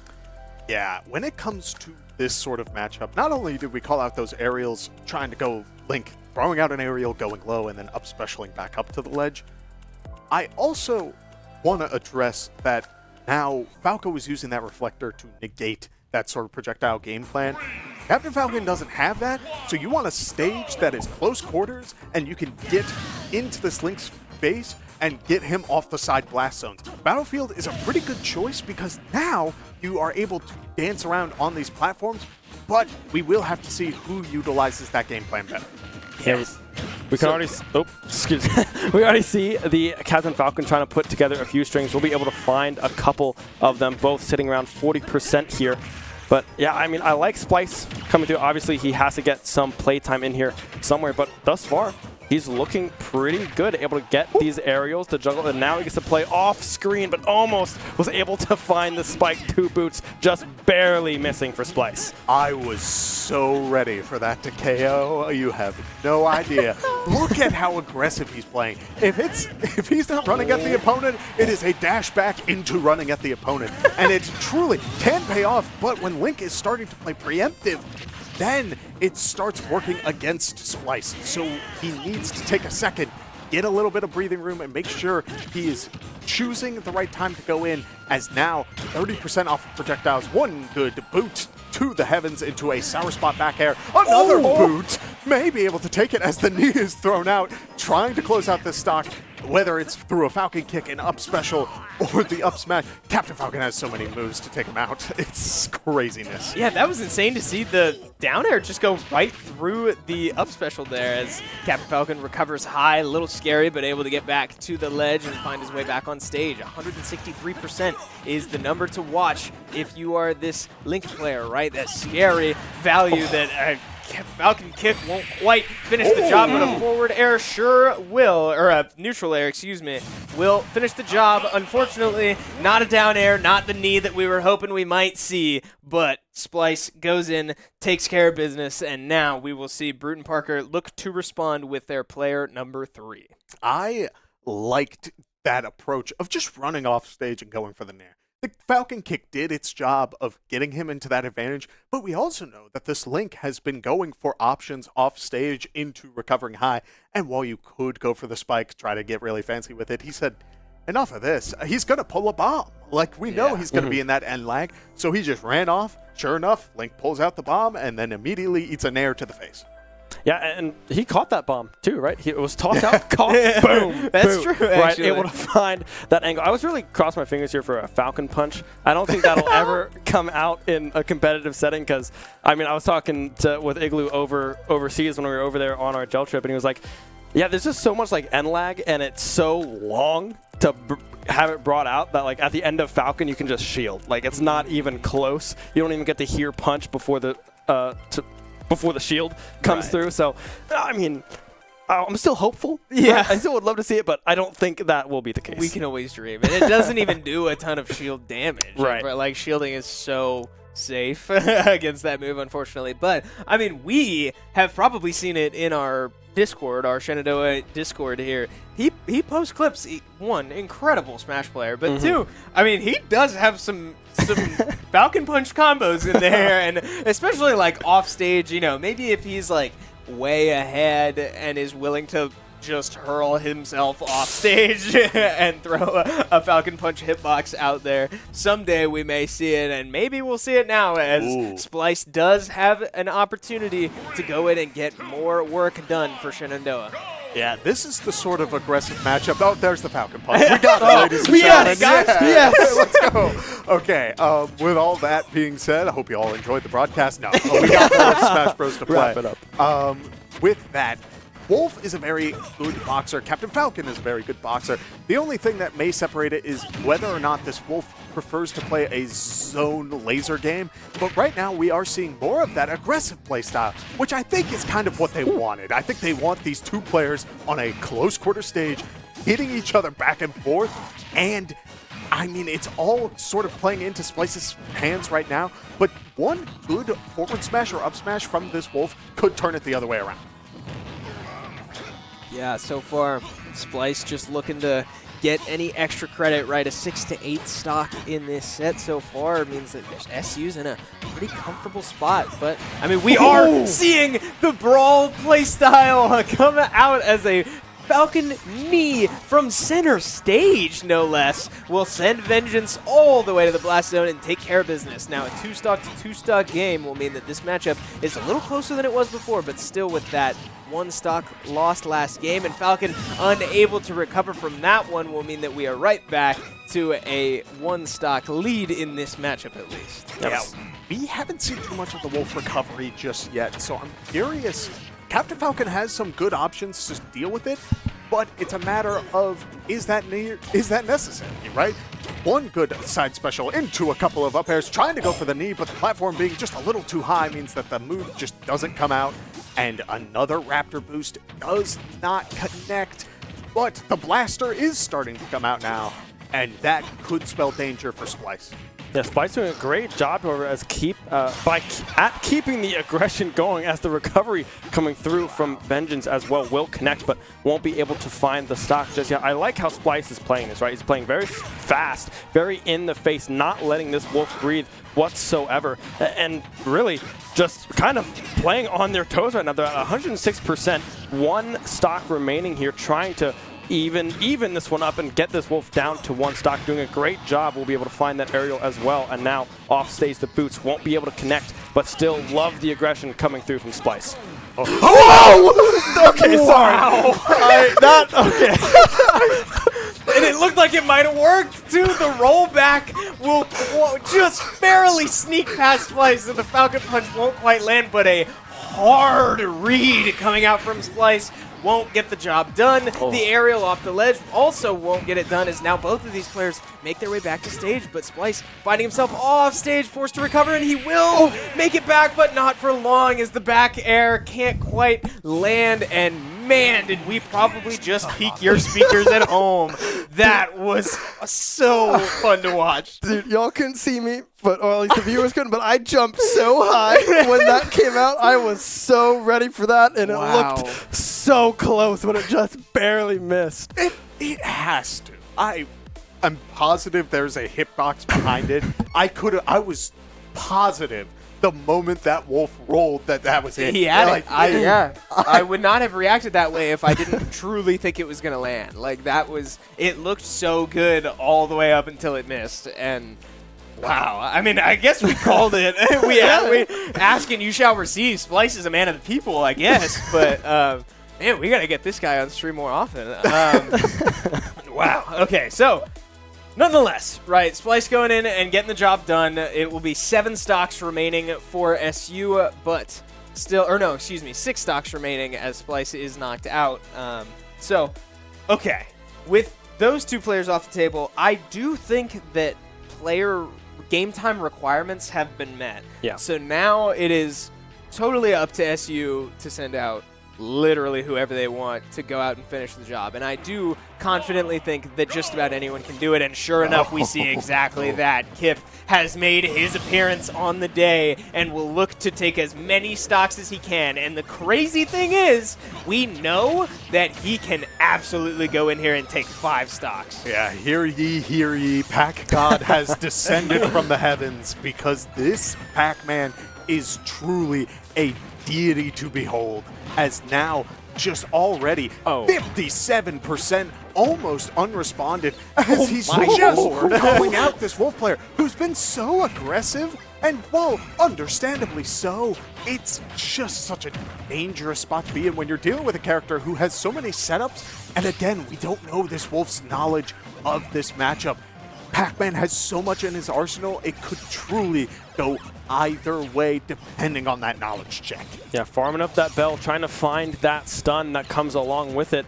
But I believe that's a reflector, yes, it if is. I'm not mistaken. So I'm pretty sure you can just reflect the bell, and if it hits Kip here, then he's stunned, and that's not what you really want to have happen when you are this Pac-Man. But man, Kip is just all over right now. Only 40% built up on this first stock, using this Hydrant. Nice parry coming through as well, but just barely missing out on that smash.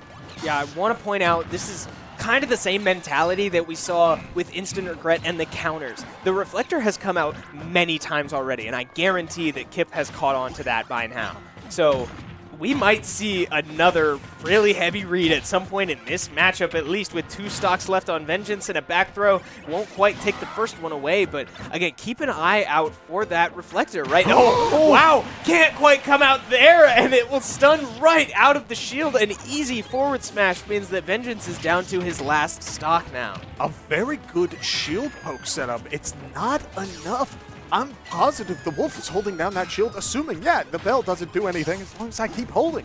But it does have this sort of hitbox, yes, where if it pokes you, your hitbox can be outside the shield, and you will just eat that damage. Whether it's a bell or just a forward smash call out, it's just, I mean, Kip has arrived. What else is there to say? Yeah, look at that man on your screen. I mean, we said it. He is more than capable. Capable is not even a fair enough word to describe what Kip can do in this series, because, yeah, taking 2 stocks there and in full control the entire time, right? They're looking very comfortable, having not played yet today, at least in competition, in regulation. I mean, wow, yeah, this is why this character and this player go out first for Shenandoah, is for moments like that. That shield interaction that people just don't have the time to go out and interact with, that ends up biting them when they need it the most. And it's incredible to watch every time we have the pleasure of doing it. Yeah, I mean, Kip on this Pac-Man is just a joy, right? Yeah. He is so good, so confident, and he's so smart with this character as well, playing patient, like you said, reading the deflect, or the reflect. Reflect, that's the one, coming out from Wolf as well, being able to be like, all right, he's doing this a lot. Let's just hold on to it for a little bit. Let's play more up close and personal, using this Hydrant, using these side smashes and putting together some strings, and then just great reads coming through as well from Kip with that side smash to find that second stock, or I believe the first stock, the second stock of that character, because he lost one. There we go. Yeah. That's what I was getting at. But yeah, I mean, Kip was just playing very, very calm, cool, collected, and having some fun. Yeah, and not only that, at this point, right, we talked about the player requirement and all of that, and that's all fine and good. But now the gates have opened up of both the heavens and the underworld, because there are 2 characters now that are truly about to meet in the middle and say, all right, who gets first dibs? Yeah. And so Kip is sent out first, and while I am sure there may be a player on this roster who truly has like a maximum understanding of how to deal with Pac-Man, and that's fine. Then you have to deal with the Scary Demon Man. The Scary Demon Man is in reserve. Yes, so with all of that being said, it's could go either way, but at the very least, we get a little bit more exciting action. Another Captain Falcon is on the desk, and thankfully, I am all for it. Yeah, Captain Falcon now going both ways as we have a true 3-stock on 3-stock situation. SU with another player in reserve, but here come the aerial strings that Captain Falcon can struggle to deal with. Captain Falcon with a pretty underwhelming recovery, and the same logic that I used against Far Rhombus' Jigglypuff will now apply to this Pac-Man. We've seen the forward air trains carry players from one blast zone basically to the other, because why not, right? If Kip is able to find a situation like that onto this Captain Falcon, it will spell disaster for Brewton Parker. But he might not need it, as the bell will come out off of the hydrant push, landing Captain Falcon right in Kip's arms. The forward smash is the easiest confirm he's seen all year, and he will take the first stock in this series. I'm loving this playstyle from J-Meister so far. He's been doing a great job of keeping this pressure on Kip, who, while yes, has these great setups and all that, he's been so fast. But on the other side of that, again, a knowledge check. The Falcon kick went through the hydrant, and Kip knew, threw out the bell, and got a stock for it. Knowledge checks in this matchup are going to be so critical, as a is able to get another stock, and Kip is at 133, but does get a jump call out, and J-Meister may be able to close things out if he gets another good string going. That's really exciting to see. We've seen Kip go for that confirm a couple times this year, and it hasn't quite worked out. The stun up high into the side B, but it hasn't landed until I believe just now. So that's exciting to see that combo come out from Kip. Not quite given up on it yet, but we saw the train from side to side across the stage looking for the forward smash. Didn't quite land that time, but now 93%, and Kip finds no. stun again. It is. I said it 2 times. I said that Kip looked for that combo. It wasn't quite working. He didn't give up on it. He finds 2 of them today, and look at the joy on that man's face. He knows that he worked. He earned it. Pat yourself on the back, as SU will take that series 2-0 over Brewton Parker College. I mean, yeah, that was just clean stuff coming through from Kip. I do want to let Kip know, though, if you got hit by a Falcon Punch, it would have been the exact same reaction from me. Oh, yeah. I'd have been so happy that he got nailed by a Falcon Punch. But alas, he did not. But, I mean, that was just clean all around from Kip there. Just clean gameplay, patience, the combos coming through as well. There's not a whole lot you can do against a player that is just firing on all cylinders. Oh, yeah. And not only do you have this player who was able to, I think, match Kip at the start of that. They were going bell for bell all the time, and it was truly great gameplay. I think where it started to fall away from the Captain Falcon was not only when Kip started to get that setup going with the hydrant, where he did have a little bit of that space, but also just a couple of good reads. Really just made it all fall into place. Those small interactions, the Falcon kick bell thing, that's truly, I did not know that until just now. Yeah. Yeah, and there was another moment after that where the Falcon kick clanked off of Pac-Man's forward smash. Like, the ghost was just out, and it completely stopped Captain Falcon's momentum and left him there in hit stun for a while. I don't remember if Kip was able to, like, capitalize off that specific interaction, but again, we talk about it so much, how much these little moments, these small interactions are not small at all when you're playing against Kip, and that's why we sent him out first. That's why he finds the success that he does, and that's why he's so much fun to watch. Yeah, and props to Brewton Parker as well, right? They played very well, right? Yeah. I mean, it was very close competition throughout these 2 sets. It is a clean 2-0, but it does not really feel like a clean 2-0, right? It looked very, very good from that Brewton Parker College side of things. Very good stuff coming out from them. I liked the vast variety of characters coming out from them as well. There was a lot for SU to kind of sit back and be like, all right, what are we going to see now? Because we've seen a whole lot of characters who know what they are capable of, and now we're seeing all these curveballs thrown at us. So I really like to see that coming through in this series. Yeah, SU's roster has become so incredibly flexible. I'm glad that for this battle we got to see like most of what this roster has to offer, because it covers so many different aspects of what makes a good crew. You want your people who can box, you want your people who can zone, maybe have a little bit of intangibility, swordies, whatever you want. It can all fall into place and truly make something beautiful like we saw there. So shout out to the other team. They did a great job, but also shout out to SU's players, but we are not done. Yes, we sure are not done. GG's to Brewton Parker College, but we have a pretty special show coming up for you pretty soon here. We are going to take a quick break, but on the other side of this, we have 3 games left to talk about. We have one more Smash Bros. Series against Quinnipiac University. We have League of Legends against Florida Polytechnic University, and MossMan will be playing a couple Tekken matchups. So do not go anywhere. We have so much more to talk about, and we will see you on the other side.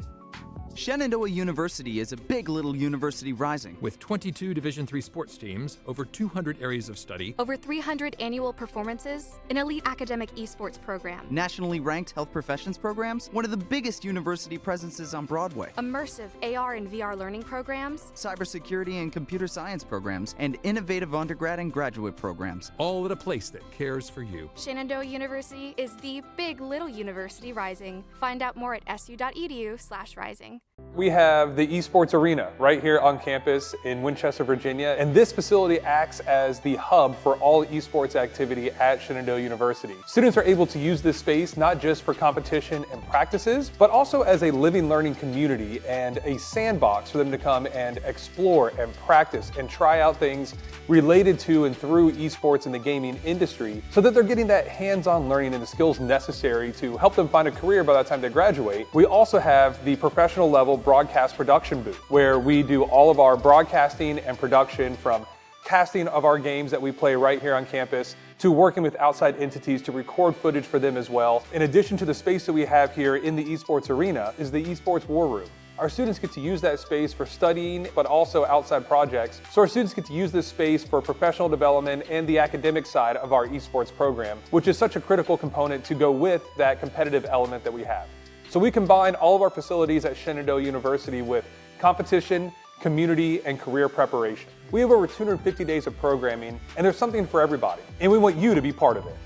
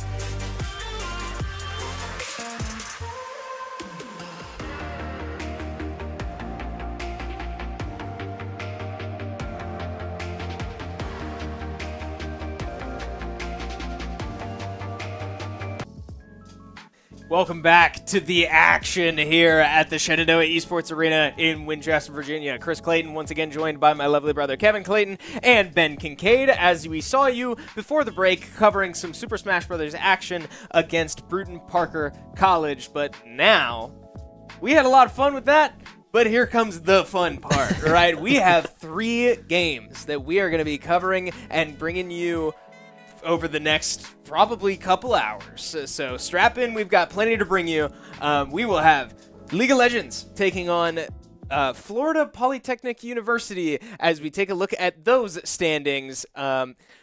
We just saw last week Shenandoah take on ETSU and Smash Bros. At the top of the bracket. Unfortunately, we have the opposite today as Shenandoah and Florida Poly look to both get their first win in this bracket.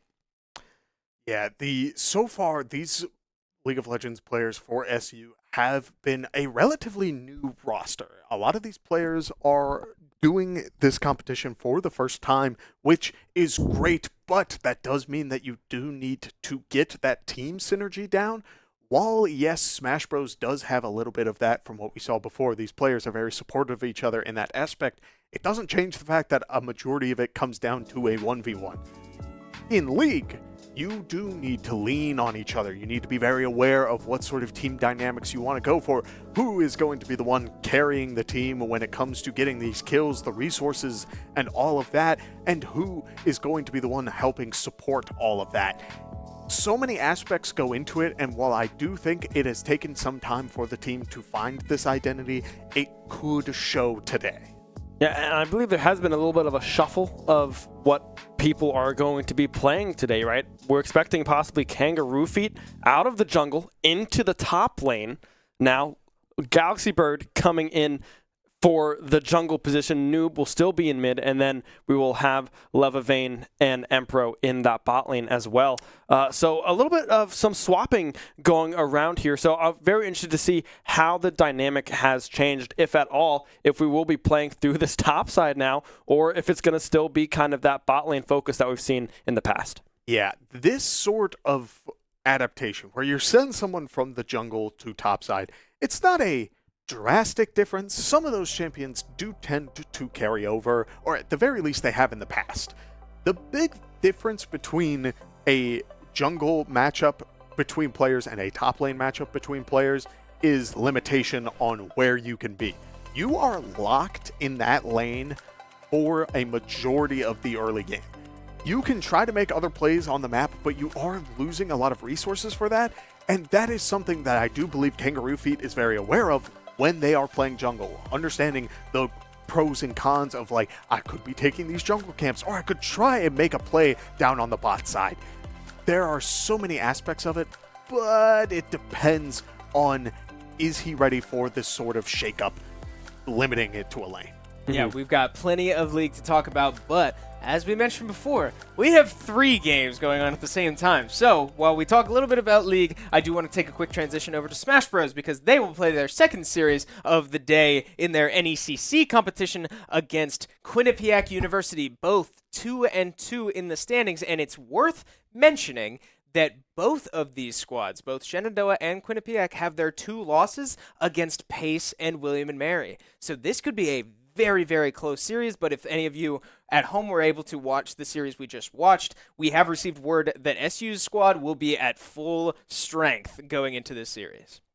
2 players from SU one player from SU was not shown during that first round of the crew battle. We talked a bit about how we had the choice between the Pack God or Kazuya Mishima, and this time around we did see Kip's Pack come out to play. But now, if this is the full strength of the roster, now you have 2 players who have demanded so much respect out of crews that it could fall either way as to who really gets the momentum going in these battles. We will just have to see. Yeah, good to see the guys feeling loose, messing around before their series, right? Nice and comfortable, because we have seen this team in important situations before, right? When the the lights come on, this team tends to perform. And so it's going to be a lot of fun watching them go into an important series in NECC competition. Yeah, this is a huge one to stay above that 500 score line, right? They're both 2-2, both looking to get that jump ahead to try to secure these playoff spots. And like you said, it was William and Mary, and I can't remember what the second team was. Pace was that second team there for NECC. So they've gone up against very good schools, and now they get to go up against each other. They're fully undefeated with the rest of the bracket, or the group rather, thus far. So seeing what kind of happens is going to be very, very interesting. And yeah, it's just going to be a close matchup. I'm expecting this one to be pretty close. Yeah, we've seen Shenandoah have their fair share of stomps, to put it lightly, in Smash Bros. This is one of our highlights here at the university, but I do not expect that today. This is going to be a very close series, and a very important one at that. But finally, of the 3 games we've been teasing you so much about, we will have MossMan in Tekken 8 playing against 2 players, both a Heihachi and a Reina player. So we will be sure to bring you that action as well. Yes, 2 characters, 2 Mishimas of similar caliber. The only big difference being Heihachi coming in as a DLC gets a little bit extra. And MossMan has been very deliberately over the last couple of weeks sitting down and trying to solve this matchup.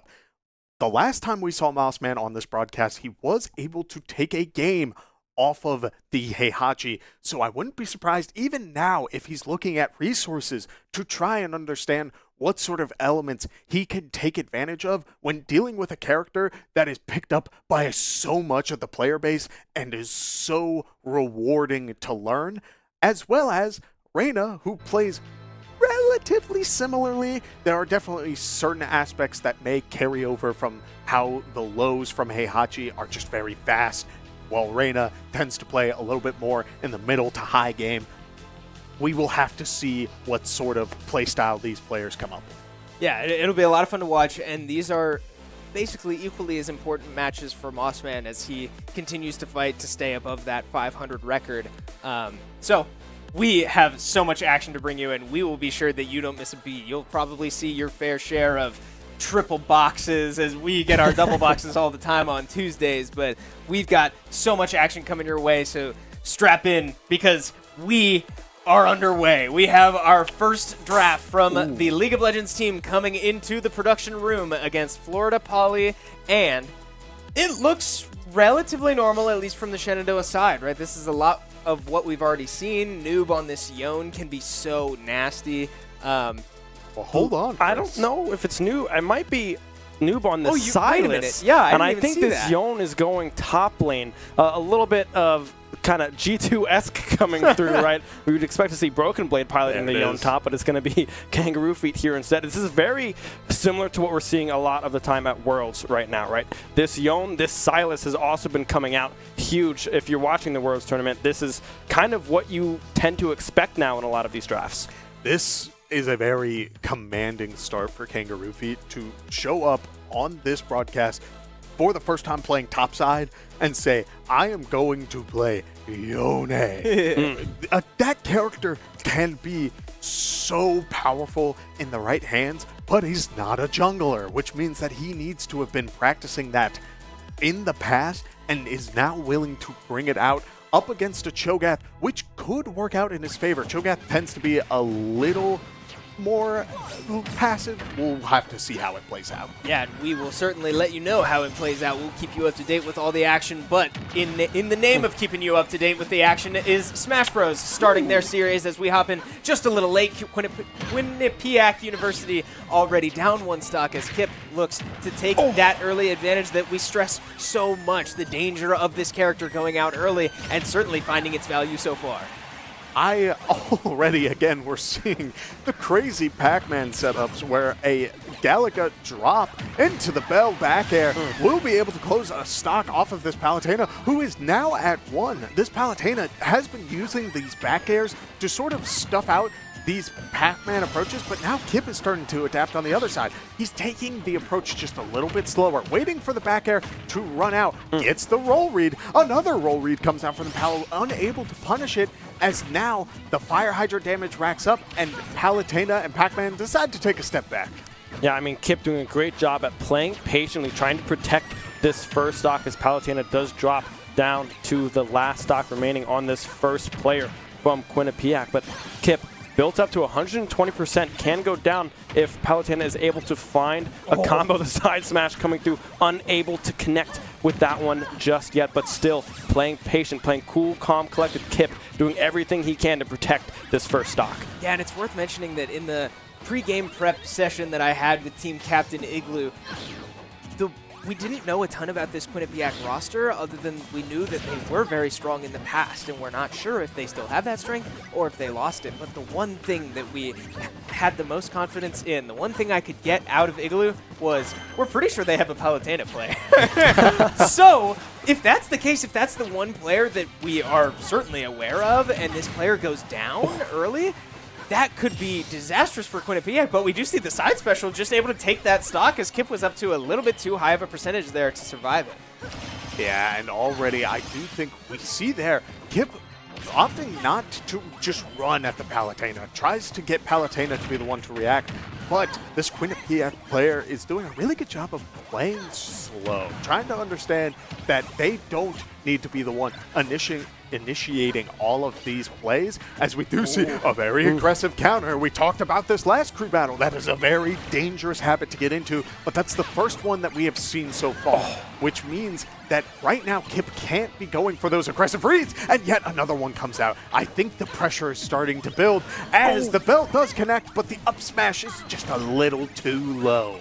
Yeah, barely unable to connect on that one. The keys coming out as well from Kip, trying to get that finishing blow with that one, but unable to connect with those ones in full. Palutena doing a great job at protecting this final stock, trying to get Kip in a comfortable position, but Kip again, a key connecting. The bell has been farmed, is in position, but Palutena doing a great job not rolling into that one and trying to play the space. The hydrant, however, will connect 162% built up on this final stock. Yeah, we now see, I mean, this is beyond kill percentage. If you are a Pac-Man player, right, that just about anything will finish the job, including an apple, but the apple gets caught by the Palutena, so she's able to live another day, but not for much longer. That will be a very short day, as Kip able to put that to bed and take a early 2-stock lead in this series. He's pretty happy about that one, and frankly, I would be too. Palutena is such a super well-rounded character, has a lot of generalized strengths, and was considered to be one of the strongest characters on release. Some people have kind of dropped that opinion, but it's not too much lower than high tier, which means you always have to respect this character, no matter how far into this game you are in.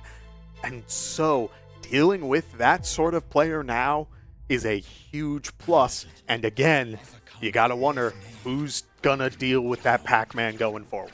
Yeah, we will now take you into game number 2 of our action here at the Esports Arena tonight. League of Legends into game number 1. As we saw, we got a little tease of the draft, but now we get to see it live. No real surprises in terms of items. We see that both junglers opting to... They're enjoying life in the mid lane. Yeah, just having fun. vibing in the mid lane. Nobody really revealing much, as is probably a smart decision, right? Both teams not revealing their hand just yet, as we see a 5-point go both ways. Very neutral start, nothing crazy, and we will get underway. I'm very curious to hear your guys' thoughts about this Taric pick for Florida Poly. I feel like the character is incredibly strong in a team environment, but when you have Anivia and Cho'Gath, and arguably Jin, who shoots a little slower, do you think that having those couple seconds of invincibility will be utilized to the max, or do you think it might be a little fluky? I think it's a tough pick, right? Because it's a very strong ultimate from this Taric. But like you said, Jin has a static attack speed, right? There's not a whole lot you can do with that champion with a couple more seconds of invulnerability. There's not an on-hit threat on Florida Poly's side. So it is a little interesting to see it come through. And on the side of SU, you have a Silas. That's an insane ultimate to steal for a Misfortune. for a Yone, for yourself even, right? Silas does so much work. So I'm interested to see when that was picked up in the draft, and if Silas, I believe, might have been last pick for the Shenandoah squad. And I really like what SU did, but this Tarek does have some question marks in my head. Yeah, I think the value of Tarek is really going to come in not in just lane, but in the identity of Shenandoah's comp, right? The Yone ult, the Sejuani ult, the Misfortune ult, all of this AoE damage that can come out could get negated by a Tarek ult later in the game, but it's going to take so much time, and they're going to be so spread out whenever we do see that value come in. But we will take you to the double box as Smash Bros. Loads into their second matchup of this series. Still very early on, Kip with a 2-stock advantage over the rest of Quinnipiac University as they opt to send in a Falco, a character who I'm sure Kip has plenty of experience against. Yes, but a character who deserves... One of the characters who deserves a lot of respect when it comes to any sort of given matchup. As the first blood goes to the Cho'Gath, I would have lost a bet on how that plays out, and yet we do see Jin, fourth shot coming out onto the Misfortune bot side as Emery or Empro will be able to take a step back, and the Misfortune will be able to live. Yeah, just early laning mistakes here for Shenandoah as a solo kill comes out in the top lane, and lots of all 4 summoners blown for the Shenandoah bot lane will mean that early advantages fall in Florida Poly, including only 1 kill, but lots of advantages elsewhere. We'll take you back to the double box as the action continues in this Smash Bros. I do want to talk just a little bit about when it comes to Falco, the character is, again, one that kind of has such a consistent game plan that you do need to respect it, but Kip has already taken a stock and hasn't given one in return. I mean, Kip looking super strong on this Pac-Man thus far off stage as well, finding these angles, as we do have a little bit of a skirmish in the jungle there on the League of Legends side of things. Kip, again, edge guarding to perfection, able to find that one. Now, I do want to mention, in that solo kill that we saw on the League of Legends side, I don't know if Kangaroo Feet was in the Spirit Unbound, because I think he snapped back after flashing in his E. Oh, no. Yeah, so maybe early mechanical mistakes coming out from Kangaroo Feet as he looks to learn this new role, but we will keep you posted on those developments. We take you back to the full screen Smash Bros. As Falco finds himself on his last stock, and it will go night-night as Kip finds the stun. Easy forward smash. Kip doing what he does best and taking an overwhelming amount of stocks. Yes, and again, this is the sort of knowledge check that gets so scary when you're dealing with that. You may think that Reflector is enough to deal with Pac-Man, but that's not all you're having to deal with. The character has so much going for him. So Quinnipiac is going to need to think about who they send in next to deal with this Pac-Man going forward as we look at a little bit more League of Legends action, take a bit of a breather, as champions on the rest of the map beyond bot lane are starting to hit 6.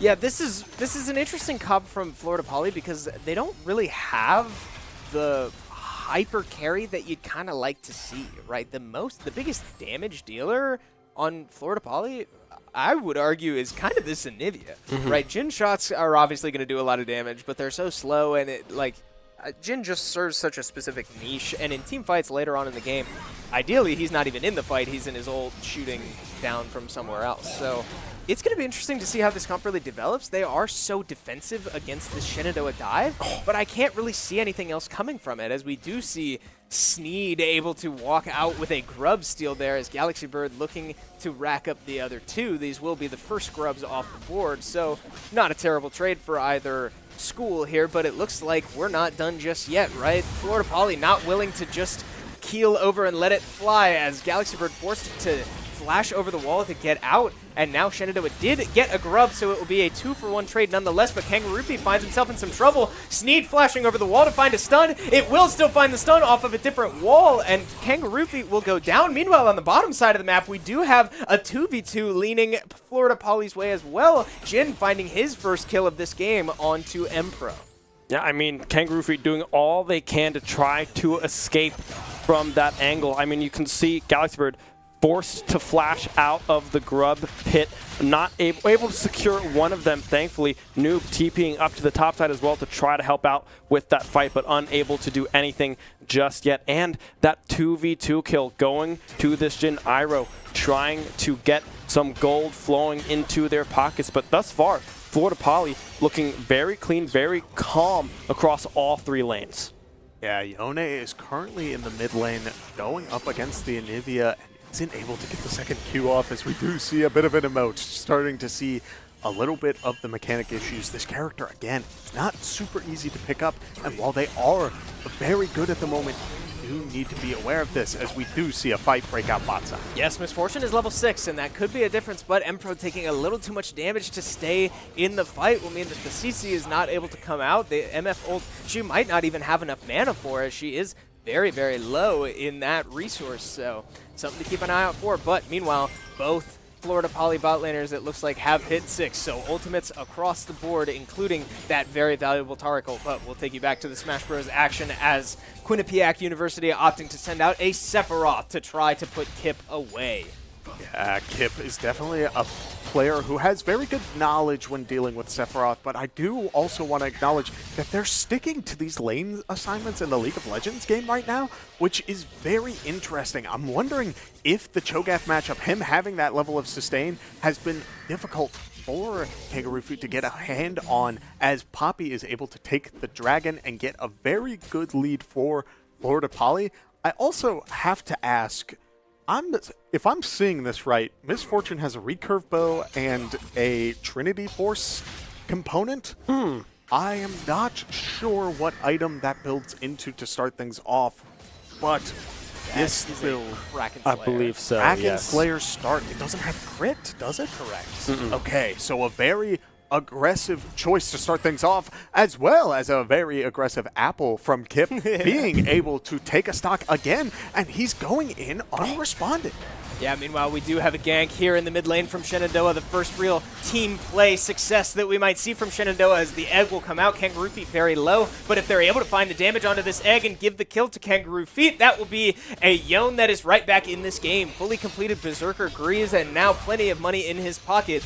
Could mean that Yone can cause a lot of problems. We do see Noob opting to flash out of that Cho'Gath Q. Might have been able to get away with his life anyway, but maybe just a little scared of that ultimate coming down from Cho'Gath. That's a lot of true damage that you don't want to find yourself on the wrong side of. But we'll take you back to the double box action as the league starts to slow down, and the Smash Bros. Just never does. Yeah, I mean, Kip looking very strong yet again on this Pac-Man, trying to get the bell pushed by the Hydrant, but instead, the Hydrant will just finish the job for him. 1 stock left on this Sephiroth. Kip still with 2 stocks in his back pocket. The grab coming through the aerial string, not connecting just yet. The down special rather, coming up for Kip, but unable to connect with that one. As that was a lot of stuff on my screen. I'm not sure what that was. Kevin, what just happened? Yeah, Sephiroth throwing out a lot of options to try and get Kip to just get hit while he's going for the ledge, but Pac-Man's stall game off stage is so much that Sephiroth threw out that Giga Flare, just exploded the entire ledge, and Kip was still sitting in the bottom blast zone, not really caring. As we do see a key thrown out, a Hydrant getting thrown in Sephiroth's face, sitting at 146. Just about any fruit will be able to take it out, but Sephiroth getting the dash attack means 1 more stock taken as a team fight breaks out.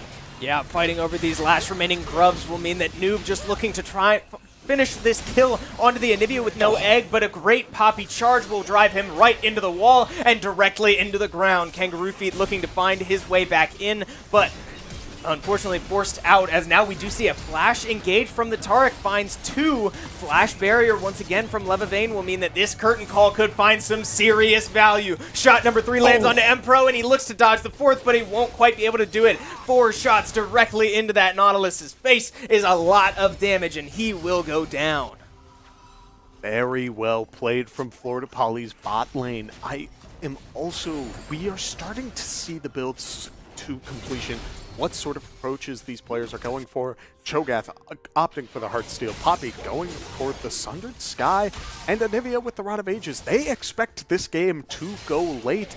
but they've also got a pretty strong lead to start things off. About a 4K gold lead, now 5K with the first tower as a gank goes off topside. Yeah, Galaxy Bird just missing that ult, and the Cho'Gath ultimate is about to come up. This could actually be really dangerous for Shenandoah. The silence will come out, the knockup will miss. This is really scary if you're Shenandoah. He might be able to get an eat off, he will get stunned, and the shutdown will come down. Galaxy Bird able to take care of business before the Cho'Gath could get the ult off. That was extremely close, as I'm sure they didn't even realize how close they were to potentially dying there, but ultimately Shenandoah coming out on top, as now the gold lead will shrink just a little bit down to about a 4K gold difference in favor of Florida Poly.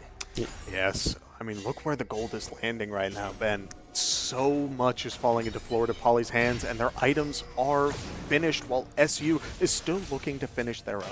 Yeah, almost about a 2K gold lead in that bot side alone, 1K in mid as well. This is Nivea. The farm difference here, right? 104 to 77 on the side of Noob for SU. It's doing wonders for Florida Poly. I mean, they're winning out on some of these small skirmishes that they're able to find, but it's close, right? That Cho'Gath almost able to win that 2v2 or 2v1 rather up in that topside. Kangaroo Feet, the Q3 missing, almost spelling disaster. But right now, Florida Poly have full control over this map. You can see them in that top red side jungle of SU. There's nothing they can do about it right now, but a collapse now coming down onto the Anivia. Oh yeah, Galaxy Bird opting to use the Q on the Scuttle to try to secure that, but the Nautilus is still able to find a hook. The Ignite will come down, and this Anivia has her egg. They still need one health bar to finish off, and they will do it just fine. Levavane picking up that kill to try to thrust herself back into the game, and sure enough, she will do just that. It'll be a dragon for Shenandoah, as Florida Poly will look to respond on the other side of the map. Poppy's starting to make her way up through the top river. She might stop for Herald or maybe look for a gank on this top side. Yes, now here's the fun thing about what we're seeing on this top side. It's starting to even out. Did you notice how Yone was able to really start racking up this damage on this Cho'Gath? Yes, he's building that health, but it won't be enough just yet, as a fight will break out, and we see 2 TPs coming in for the fight. Shenandoah opting to contest. The bullet time will come out and find a lot of damage, but not enough to finish a kill. Galaxy Bird will be the first to drop in this fight. The Yone ult will find 2, it looked like, but not finish either of those either. Ario on this Jin will find 2 kills of his own, and now Noob caught way out of place from the TP, charged straight into the wall, and Jin finds another. That gold difference in the bot lane is only going to become more overwhelming the longer this playstyle continues.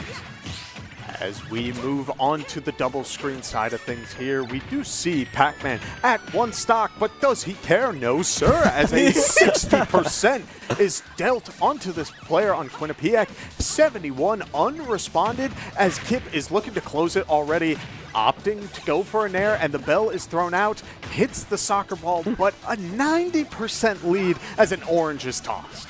I didn't know you could stun the soccer ball with the bell. That was a fun little interaction. The key will come out through the hydrant, will connect onto the Wii Fit, but oh my goodness, yeah, that projectile just barely missing for Kips, farming up the bell, or rather the key, yet again. 151%, 150% built up on this Wii Fit.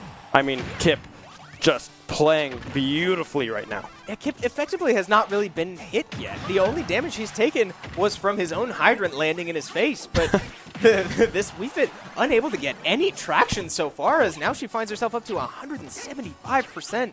I mean, again, just about anything would do the job here, as just any Quinnipiac player is struggling to put Kip down, but they just can't do it. Kip finds his 10th stock in a row and is definitely looking for 12 if he can get it. Yeah, look at this patient play. I do think that it's very possible for Kip to just walk away with this, but Wii Fit Trainers, deep breathing is a mechanic that can truly turn this Pac-Man from 32% into a destroyed circle. It is devastating what sort of damage they can deal, but on the other side of that coin, one good bell into the forward smash will not be able to connect, and a back air will send the Wii Fit Trainer off the stage. I mean, Kip is just, yeah, there it is. This might be the storied 12 stock coming through from Kip himself. Only 46% built up on this last stock that he holds. I mean, Wii Fit, a very strong character, but just unable to get around these projectiles that Kip has been able to play with thus far. The hydrant as well, beautifully placed pretty much every single time coming through from Kip. It's hard for this Wii Fit to come anywhere close. 72% now built up. The bell ready, just barely missing, but toss out yet again. Won't be able to find that stun. Yeah. We are not going to take you away from this Smash Bros. Action. I mean, this could be a 12-stock, Kip's second 12-stock of the year if he's able to find this last kill onto the one remaining Quinnipiac player. But, I mean, he's certainly on pace to. Only 75% is against Wii Fit. Heavy breathing could be a little dangerous, but with how this game has been played so far, it looks like Kip is feeling no threat whatsoever. Yeah, look at the bell. Goes for the dash attack, tries to get the up air, and it won't be enough as 157 is on this Wii Fit. Just forward smashes the hydrant, and another 12 stock is in Kip's hands. Again, people don't know how to deal with the pack god. Yeah, and a smug Kip will be the last shot we see as we take you back to the League of Legends action. Empro finds a hook under tower, and that will be a kill in his hands with the help of the turret. Jin forced to run for his life as now this poor Cho'Gath forced to waddle away, but the Silas chains find their way home. But, I mean, this is a very tanky alien void being, and he's not going to go down without a fight. Poppy has come to save the day. They find a stun onto Empro against the wall, and Jin is certainly dishing as much damage as he can. He will opt to go up and leave the kill for Poppy as Jin will finish the job onto the Silas, and Shenandoah, unfortunately, not able to catch any of those players out of position and walk away empty-handed. Yes, Chris and I are no strangers to the one-at-a-time strat, and it usually does not work, and we see why there. The Silas did get that start on the Cho'Gath, and while yes, you're able to box that, Nautilus is out of place, gets caught out by Poppy and Jin, and then Yone goes and teleports behind. You needed that Silas to either collapse, hear that Jin was there, and make that play, or you just get a situation like that, and now a second dragon falls into Poly's hands. Yeah, and now you got to try to look at win cons that SU still have at their disposal, right? They're at about, what, an 8K gold deficit on the side of SU. Your Misfortune has 2 kills. Still 3K gold behind, but 2 kills nonetheless. Has some items under her belt. And now you play the scaling game, right, with this Yone. If you can get this Yone to 3 items, it doesn't matter how far behind you really are. You will do a whole lot of damage as now we see a fight around Baron. Yeah, the Taric ulti will come down and find all 3 Florida Poly players. A big 2-man stun, but here comes the bullet time. It will not quite find enough damage. Kangaroo Feet ult finds 2, but still not enough damage to find a single kill just yet. A second Taric ulti comes down, this time for the side of Shenandoah. It will find all of their members. Nobody quite dying for Shenandoah as Kangaroo Feet will be the first to go down. A Taric stun from the Jin will find 2 as he is forced to run for his life. The Nautilus hook won't quite land, but it will find the Root Galaxy Bird looking to finish the job. A big stun here will lead to an auto attack, but still not enough damage. Poppy comes in to save the day, charging the Sejuani off, but here come Noob and Levavane. This could be a massive shutdown for Levavane, and it is money back in Shenandoah's pocket. They are finding their way back in this game slowly but surely. Oh man, so much just happened there, and it was so good for that Taric ulti to come out when it did for Shenandoah, because it bought Misfortune enough time to get back to that fight. And while, yes, you lose a little bit on the bot side, in exchange for shutdowns on Jin and multiple kills, I think we have the momentum to get back into this. Yeah, this Misfortune getting that massive shutdown on that Jin as well. I don't know when the buy is going to come through, but it's going to be a hefty one for this Misfortune. Still about 7K gold deficit for the SU squad, but they are able to stay alive. Noob stealing that Taric ultimate was massive in that last fight as we go to our double box. Yeah, it is worth mentioning that the buy did just come in for Levavane, and it is a full Infinity Edge. So now 2 items with boots on Levavane will mean that she will be dishing some serious damage. But like you said, Kevin, it's also worth mentioning that Kraken Slayer does not give crits, so that's still a 25% crit chance Infinity Edge for Shenandoah. But like we said, we'll take you back to the Smash action on the left side of your screen as we have AJ coming in to start this off against Quinnipiac's Incineroar. We do have a gank, back on the top side of the map, right side of your screen as they look to take down this extremely tanky Cho'Gath. The Kraken Slayer damage finding its way home, but a scary moment there as Levivane almost goes down. A well-timed barrier will save her from that munch. That's a big, scary Cho'Gath that, with a ultimate that does true damage, can be a lot of pain on a Shenandoah 80 carry. But now Shenandoah looking to move and rotate toward the mid lane, see if they can find any kills here, but it doesn't look like they're really going to be able to now as they look to retreat and find their way back home. Yes, as well, we do have the Smash Bros side of things. This time around, AJ is sent in. While we talk a lot about the winning team not needing to change their matchup, it is incredibly taxing to play that much Smash Bros back to back to back, as well as Incineroar being sent in as a response could be dangerous for Kip, but also I think SU wants to give their players more chances to compete and really get their hands into the mix. So as we see AJ going blow for blow against this Incineroar, potentially finding the last hit that he needs as Incineroar ups specials down into the bottom blast zone, AJ will have the stock lead at a 2-for-1, but this side special connects and it won't be enough just yet. AJ just barely able to stay alive off of the side special. Now trying to put a few more strings together, but unable to find the kill. I mean, still, well, never mind. All right, Kevin, what did I miss that just happened? Oh, no. Oh, Falco went for a down air at the ledge, and Incineroar was hitting down B as much as he could, getting frustrated that AJ was getting so many hits off that may or may not have been true, and so he just did it out of habit, tried to do either a jump or a neutral get up, and instead got spiked, goes for the counter while still falling to the bottom blast zone, and Incineroar can't make it back up. It's such a dangerous spot.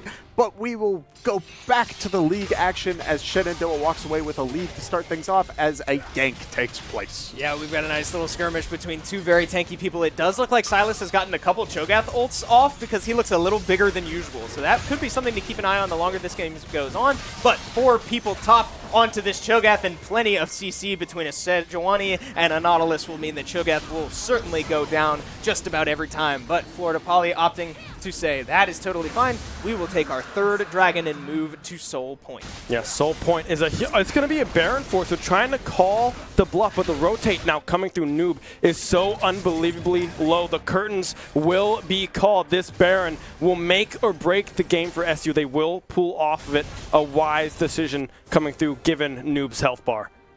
Oh man, I do love that aggressive call out as M-Pro is caught out in a very unfortunate spot and will go down as Cho'Gath is on the respawn and most likely will be there for this Baron as he does have ultimate up and can very easily secure it for the side of Florida Poly. Yeah, I didn't hate that call to just start the Baron and see what the response was, right? We saw that Florida Poly had 0 vision on that side of the map, so you might as well take your shot, right? But if you're not going to take it, you have to commit to getting out. You cannot afford to be caught in a situation like that, and sure enough, Shenandoah pays the price with M-Pro getting caught a little bit too far forward, but Cho'Gath does respawn and opts to teleport back bot lane, so it will not be a Baron take for Florida Poly as these 2 massive laners go right back to smacking each other around. Can I just mention that right now, Cho'Gath is at 2 items, but his Heartsteel has 700 health on it. Lord. No, that's insane, as we do see a 2-man play onto this extremely tanky Cho'Gath with now 750 stacks on that Heartsteel as he might look to get a trade kill here. I mean, the 2 of them combined certainly cannot take him out and might lose one of their own as now Florida Poly knows that numbers are on the bot side of the map. They can start this Baron without much punishment as we see Sejuani looking to make her way toward the Baron pit. It might not be soon enough as the Baron goes down before Shenandoah can even get there. No vision in the pit will mean a pretty safe and easy Baron for Florida Poly, and now Cho'Gath reaping the rewards in this bot lane. Oh, this is such a dangerous spot because not only are you dealing with a character who has so much HP, but now he's starting to build magic resist against this Sylas. Sylas really needs a max health item, something like a Leandri's or something, to make sure he's hurting this Cho'Gath, because otherwise he's eating full bullet times and not even going down to half. Yeah, not even under half health until well after the Misfortune ult is over. Again, another massive commit to take this Cho'Gath down, but Shenandoah unable to translate this into much else around the map. It's taking so much resources to get this Cho'Gath off the map that Florida Poly is just able to benefit elsewhere. Yeah, one thing we're missing on the side of SU is some heal cut, right? No one has any... there's no executions, no mortal reminders, no Oblivion Orb coming through from anyone on the side of SU. Not sure what that would do at this point because this Cho'Gath is absolutely massive, but for these Taric heals, that'll do a whole lot of work thus far, but they're doing a great job at stalling out this game. Items are starting to come through. We have the Wit's End completed now on the side of Kangaroo Feet.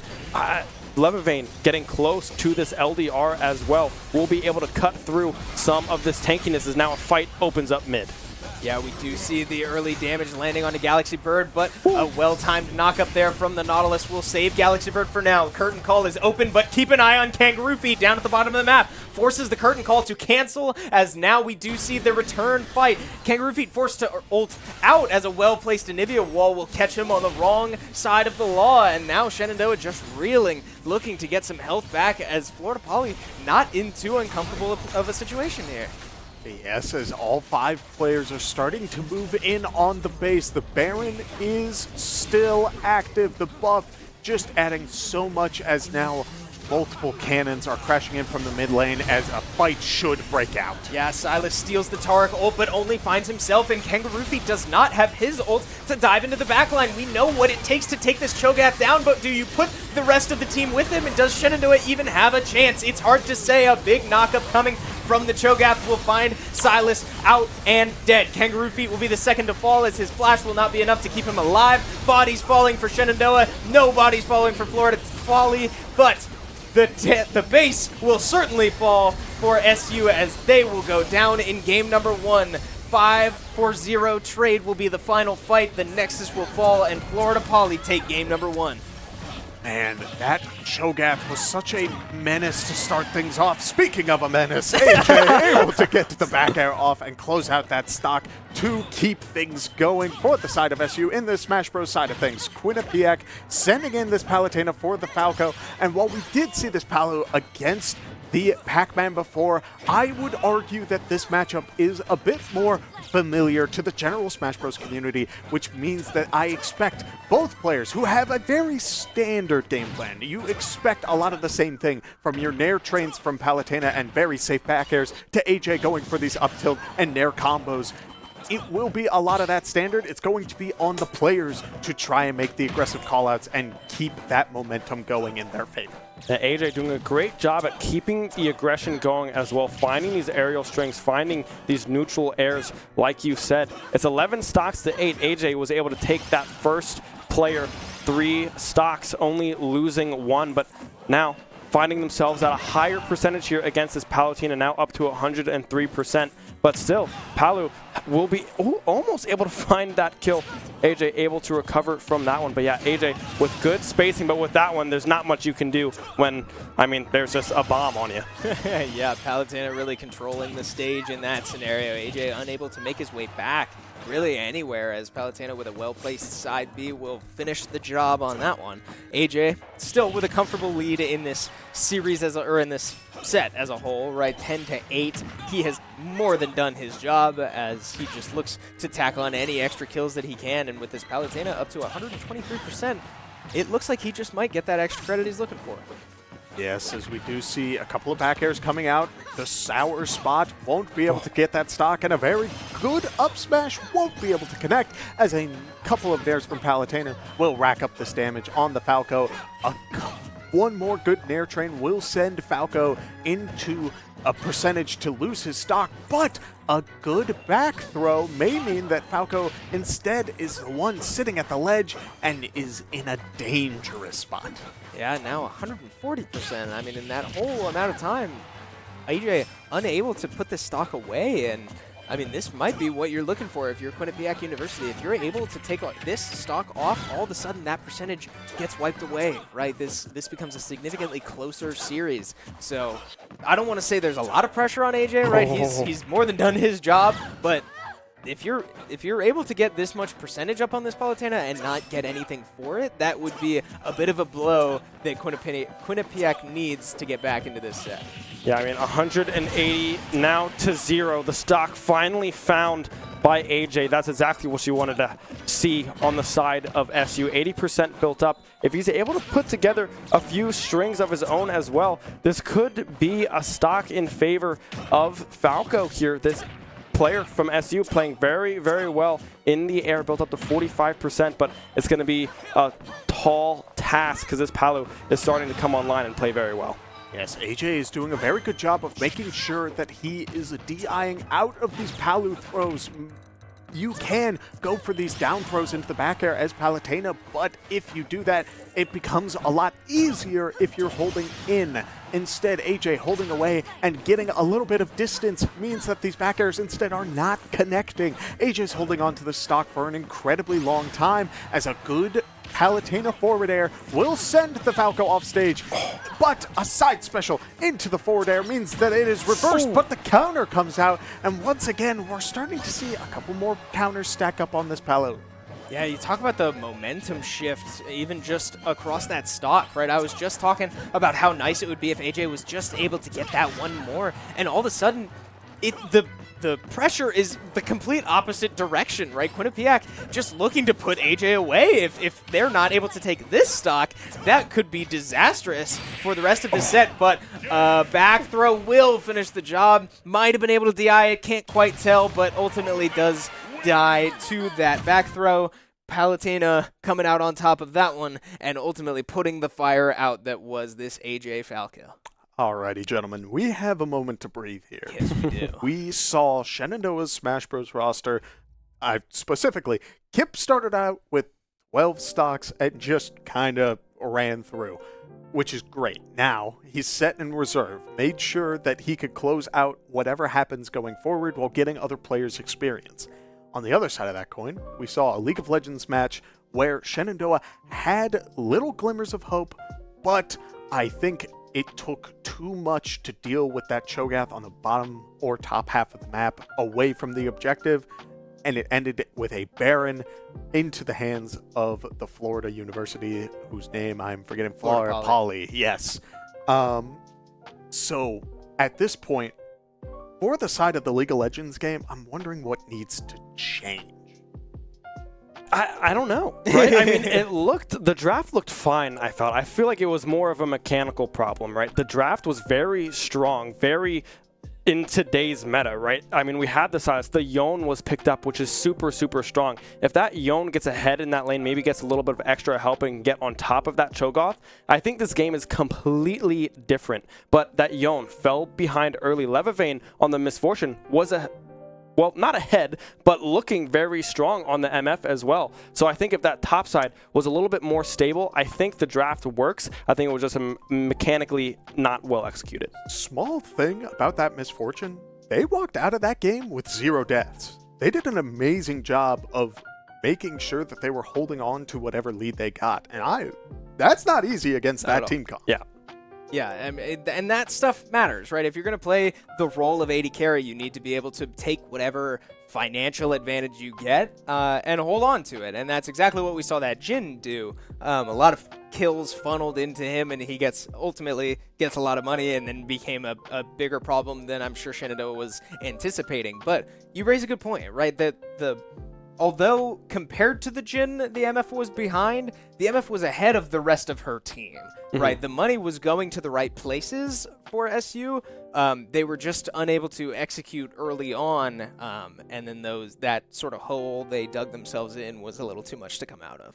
I also want to talk a little bit about that Cho'Gath-Yone matchup, because we saw Yone go down early, and that is very hard to come back from. Cho'Gath is just kind of a stat stick. I'm just going to keep walking and hit you for max health damage on his E, and all of that stuff. It becomes hard to really whittle down at this character.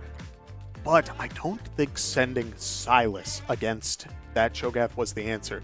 Because while, yes, you do have a character who was building a ton of armor, Cho'Gath was stacking the Sunfire and had the Heartsteel going with tabbies and all of that. I do understand that point of it, but Yone, his W deals max health damage. He built Blade of the Ruin King, which deals current health damage. Every single time a Q connected on that Cho'Gath on the first go-around, he probably lost anywhere between like 700 to 800 health, and he didn't have a armor pen item built. I think the way that needs to play out is if you are going to send Silas, you send Silas when the Sunfire is completed. Cho'Gath is like, oh, okay, I'm laning against this guy. Go for my magic resist item, and then you swap it back on him. Because then Yone's dealing with the max health on Cho'Gath in the right way. Yeah, we will certainly see if those types of adaptations come through. We will keep you posted on the League of Legends action. We are also back into full swing of League of Legends. I do want to take a quick moment. If any of you at home are wondering, where's MossMan? Where's the Tekken that you all talked about? It does sound like one of MossMan's opponents is not competing today, so we will keep you up to date with everything we know as we learn it. But for now, it is full screen Smash Bros. As Far Rhombus looks to continue Shenandoah's advantage. Yeah, looking for that falling up air. Might have been able to get a little bit more going, and is doing a great job of really getting into this Palu's head. Look at the punish game going on right now.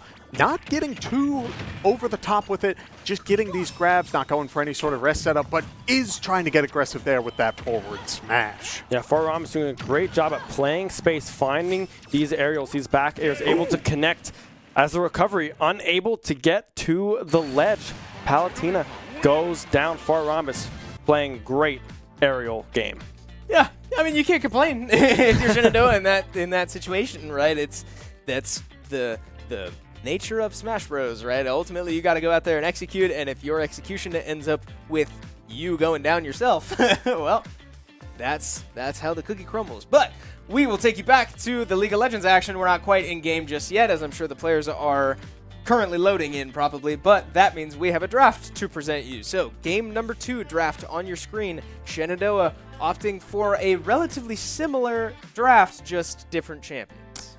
I mean, we're seeing Jin and Anivia back again for the side of Florida Poly, but this time around, a difference from the tank gameplay to Set. Yeah, I mean, Set is definitely an interesting pickup here, right? There's not a whole lot of kind of tanky characters to really ult into the backside. I do like the Taric getting taken away, right? I did think that was majority the biggest problem in game 1. They could not get through those heals. They could not get through the invincibility that Taric was providing. I almost thought it was going to be banned, but picking it up instead, I like that as well, right? Empro does a good job at piloting that one, I am sure, but Kangaroo Feet still in that carry top lane position, going with this Camille, the counter pick into this set. Very interested to see how that one plays out. Yeah, and I'm interested to see how Noob performs as well. I mean, this is a massive playstyle change from Silas to Quay. Like, those are not very similar at all. They both do AP, and that's about it. So certainly something to keep an eye on, as we have kind of seen Noob on these, I don't want to say hyper carries, but certainly aggressive champions wherever he ends up playing. This is a bit of change of pace for him. Yeah, and not only that, look at the setup on Shenandoah's roster for Misfortune. We saw that Misfortune was able to get a lot of money for her team and hold on to it. She wasn't giving those shutdowns or anything like that, which means that the entire team just said, well, then let's draft around you. Big AoE Amumu ulti. You can catch anyone with that Camille ulti. Hui's ulti is a giant AoE slow. Yeah. It is all going to pay off if Shenandoah can get that momentum going early or match blow for blow.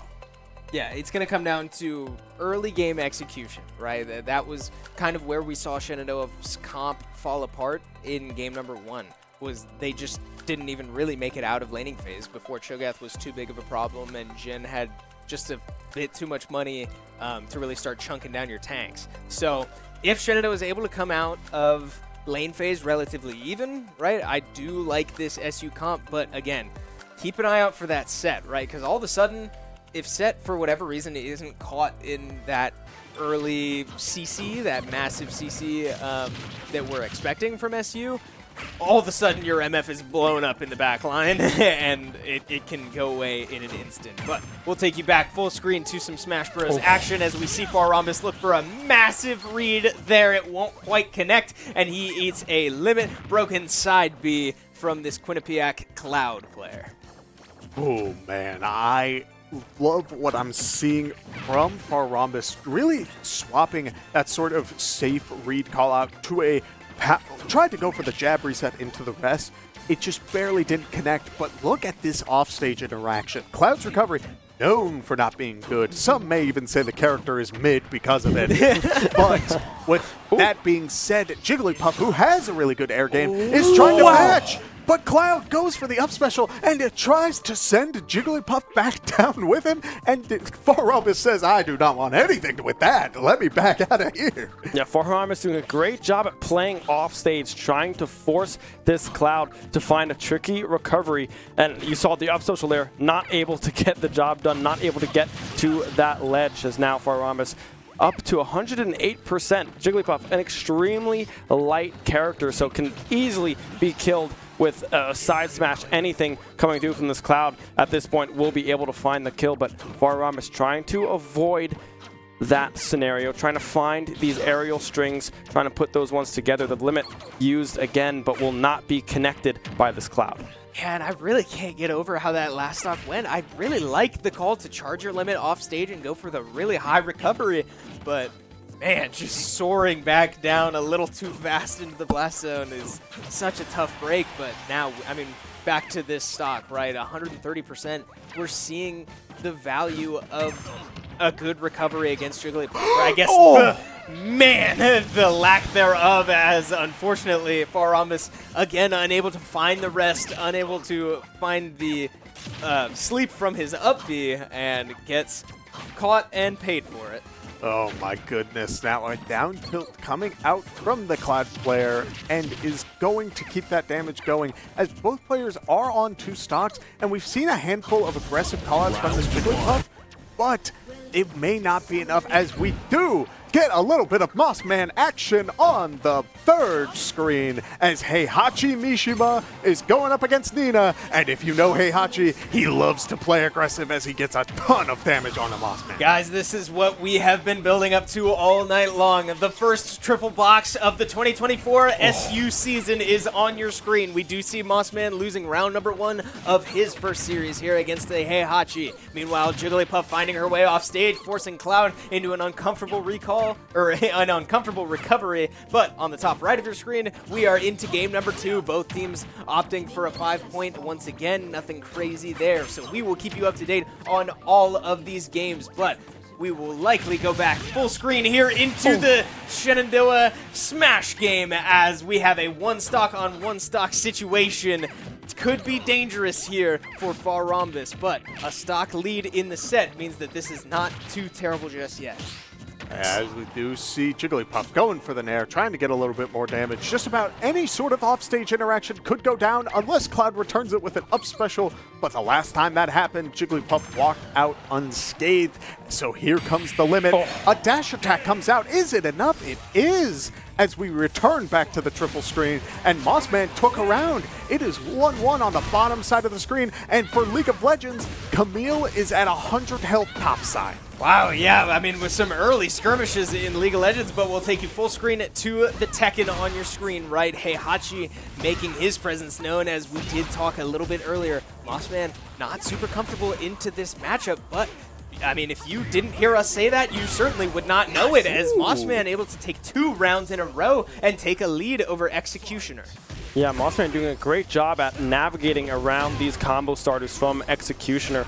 Now trying to evade this one, but not able to do so just yet. Executioner coming out full swing here in round number 4. MossMan struggling to find his footing. Oh, but here comes the Rage Art, and it will deal massive damage onto this Heihachi, who still hasn't activated his install. He's holding on to it, and it could be used to close this out, but it's such a powerful mechanic.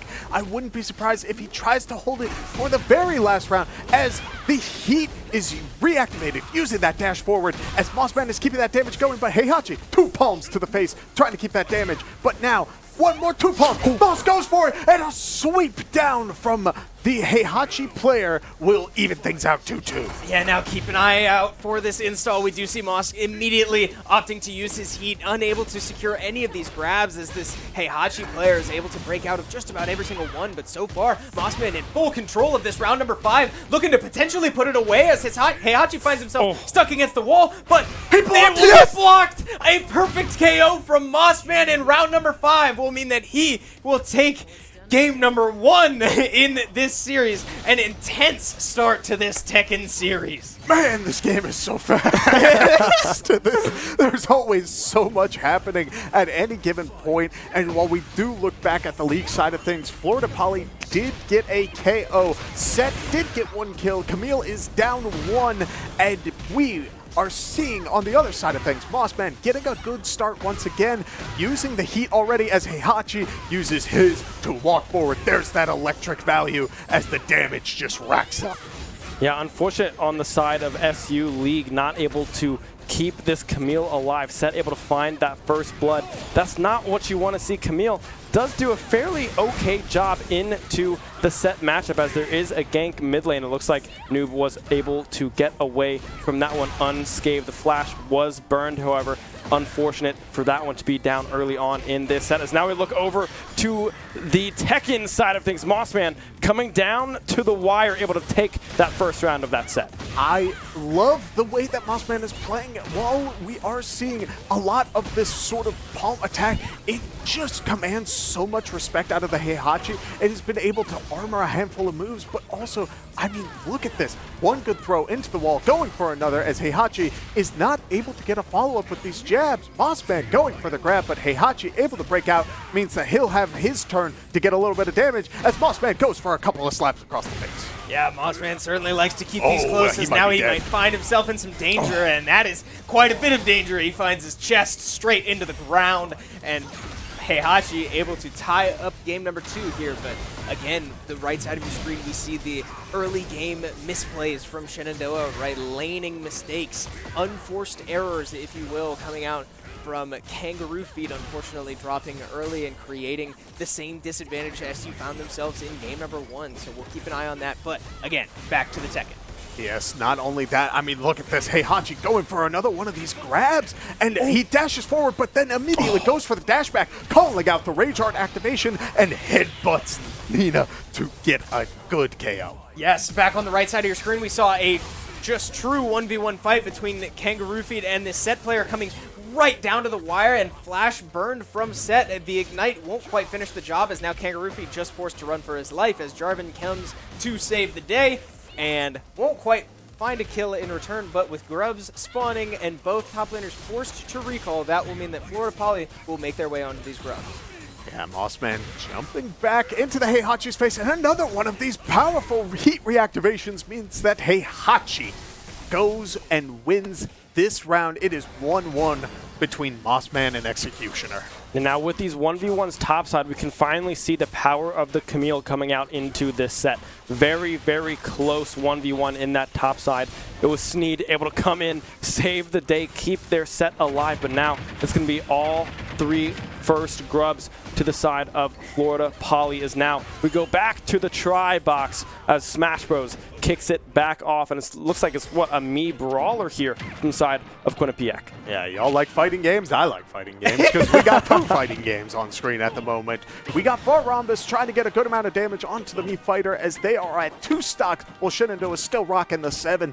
I mean, Far Rhombus has been doing a great job of just keeping this lead going, and we may see another finisher, but on the same side of that coin, Heihachi is still finding finishers of his own as these heat reactivations and these grabs are so deadly. Yeah, 3-man gank too on the top right of your screen as Shenandoah commits 3 players to take this set out, and they get the job done. Still a lot of damage laid out onto Kangaroo Feet, but Florida Poly opting to take the trade once again. Cross-mapping has been the name of this series, and they will take the Dragon. Back to the Smash Bros. Action though. Quinnipiac left on their last stock, a spike.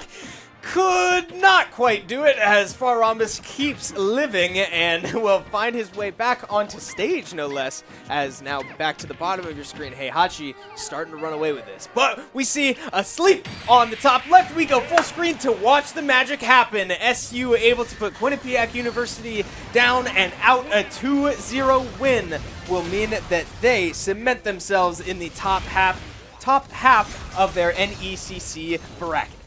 Yeah, I mean, well played. Yeah, SU advancing to 3-2. Quinnipiac dropping down to the 2-3. Very good stuff coming through from all of the members of the SU Smash Bros. Side of things as we look over at Executioner executing MossMan on that final round. I think that was the final round, maybe advancing to 2-1 on that set.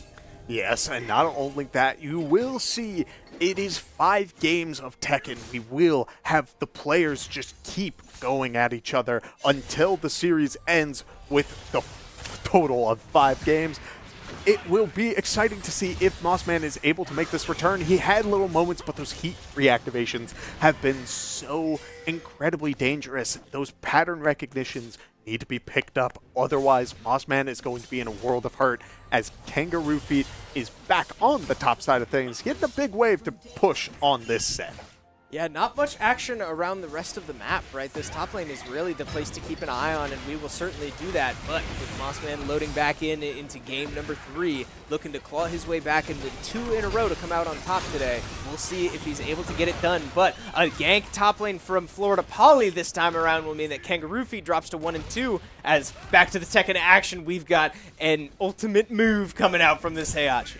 Yes, he tells him though Nina will be grinded to dust as a majority of Nina's health is knocked out, but the Rage Art is now live for Nina. Heihachi activating his heat, making sure he's getting that install value, as a good heat reactivation means that Nina is once again thrown down into the dirt, and Heihachi will walk away with the first round. I'm so glad you know Tekken, because I have no idea what I'm watching on my screen right now. It looks very cool. I think Executioner is doing combos, question mark? I would assume so, right? As it looks like another string is getting put together. Oh my goodness, MossMan unable to do anything in that round. He paid $6.99 for that character. I cannot believe just how much damage is racking up through these Heihachi combos. That was like 3-ish interactions where it just all kept adding up. But on the other side of that coin, heat activation from Nina is blocked. A grab comes out from MossMan, as he will be able to get a good grab follow-up, breaks Heihachi's arm, and gets a perfect in return. Yeah, MossMan finding his way back into this game, right? Losing a good amount of rounds in a row. I think 5 rounds consecutively, but finally MossMan able to find his footing and get back on the board. But again, look at this damage coming out. Stuck against the wall will mean that the heat will come out for Heihachi. MossMan finally able to find his window and get back into this, but I mean, this is insane to watch. Heihachi just dishing damage non-stop, and with that, MossMan will go down in the series with at least a 3-1 score for now, but we will play that out no matter what. Once again, back on the right side of your screen, we see top lanes where the action's at. Kangaroo Feet finding himself on a gray screen once again, as now these teams look to fight over the grubs. Galaxy Bird does engage and finds the bandage onto one, but with no ultimate to come out just yet. Jarvan finds the Cataclysm, and a well-timed flash will mean that Galaxy Bird is able to walk out, but likely grubs going over to Florida Poly once again. Yeah, it looks like it's going to be all 6 grubs in favor of Florida Poly. That's not something you want to see, especially when there's a set on the other side. I mean, Seth does a great job at split pushing the empowered auto attacks. The Q is coming through, as well as on the Tekken side of things, MossMan able to bounce back after losing the series, taking that first round of that 5th game as the bullet time now goes out, flies down. The Tark Q will connect, or stun rather, the E will connect, and Levervain is able to secure that kill. Yeah, here comes MossMan. With Heihachi breaking out of the grab, Moss goes for the other type of grab and gets a good amount of damage in. Heihachi opting to stay on the ground takes a little bit more damage, and a good slide means that MossMan walks with a 2-0 lead to start things off, and Heihachi lost the ability to activate his install in one of those rounds. He didn't activate his heat, but at the same time, look at the damage buildup, and Moss is already up against the wall as Heihachi is just racking up that damage. MossMan able to get a good hit onto the wall for Heihachi, as a couple of good hits means that Heihachi gets a return, as we do see a lot of Tekken is a back and forth. You will find your opportunity to have your turn after your block, as it is still Heihachi's turn. He will go for a couple of hits as it goes for the grab and is not able to take him out. Goes for the slide into the rage art. Did he hit a button? He did not, as Heihachi uses the palms and gets around. Man, I mean, this is so back and forth, and one of the first things I learned about Tekken when learning this game for broadcast is that you are not safe on the ground, right? It was really interesting to see this Heihachi opt to stay low in that round, but now we do see the heat come out, and that install now up to 3 stacks. MossMan just looking for that one round to put it away, come out with a win in the first round and the last round, but if Heihachi's got anything to say about it, it's going to be a lot of damage going the other direction. Oh my goodness, scattered to the wind. Nina will be taking a solid quarter of her health as Heihachi gets a little bit more back. The heat is still activated. The reactivation happens, but Heihachi goes for the grab, throws Nina into the wall, and Moss has this Rage Art, goes for an option, and Heihachi jumps on it, which means that the Rage Art will connect, and Moss gets an amazing whiff punish to close out this round, with Moss getting at least one more. Executioner does walk away with the 3 wins he needs, but Moss makes sure that he gets as much value as he can when it comes to seeding later on. Yes, and unfortunately, like you said, MossMan unfortunately will go down in the series, but comes out just down 3-2. If we are experiencing some technical difficulties right now, we're not even frankly sure if you can hear us. But if you can, stream might go down here in a minute. We'll be right back.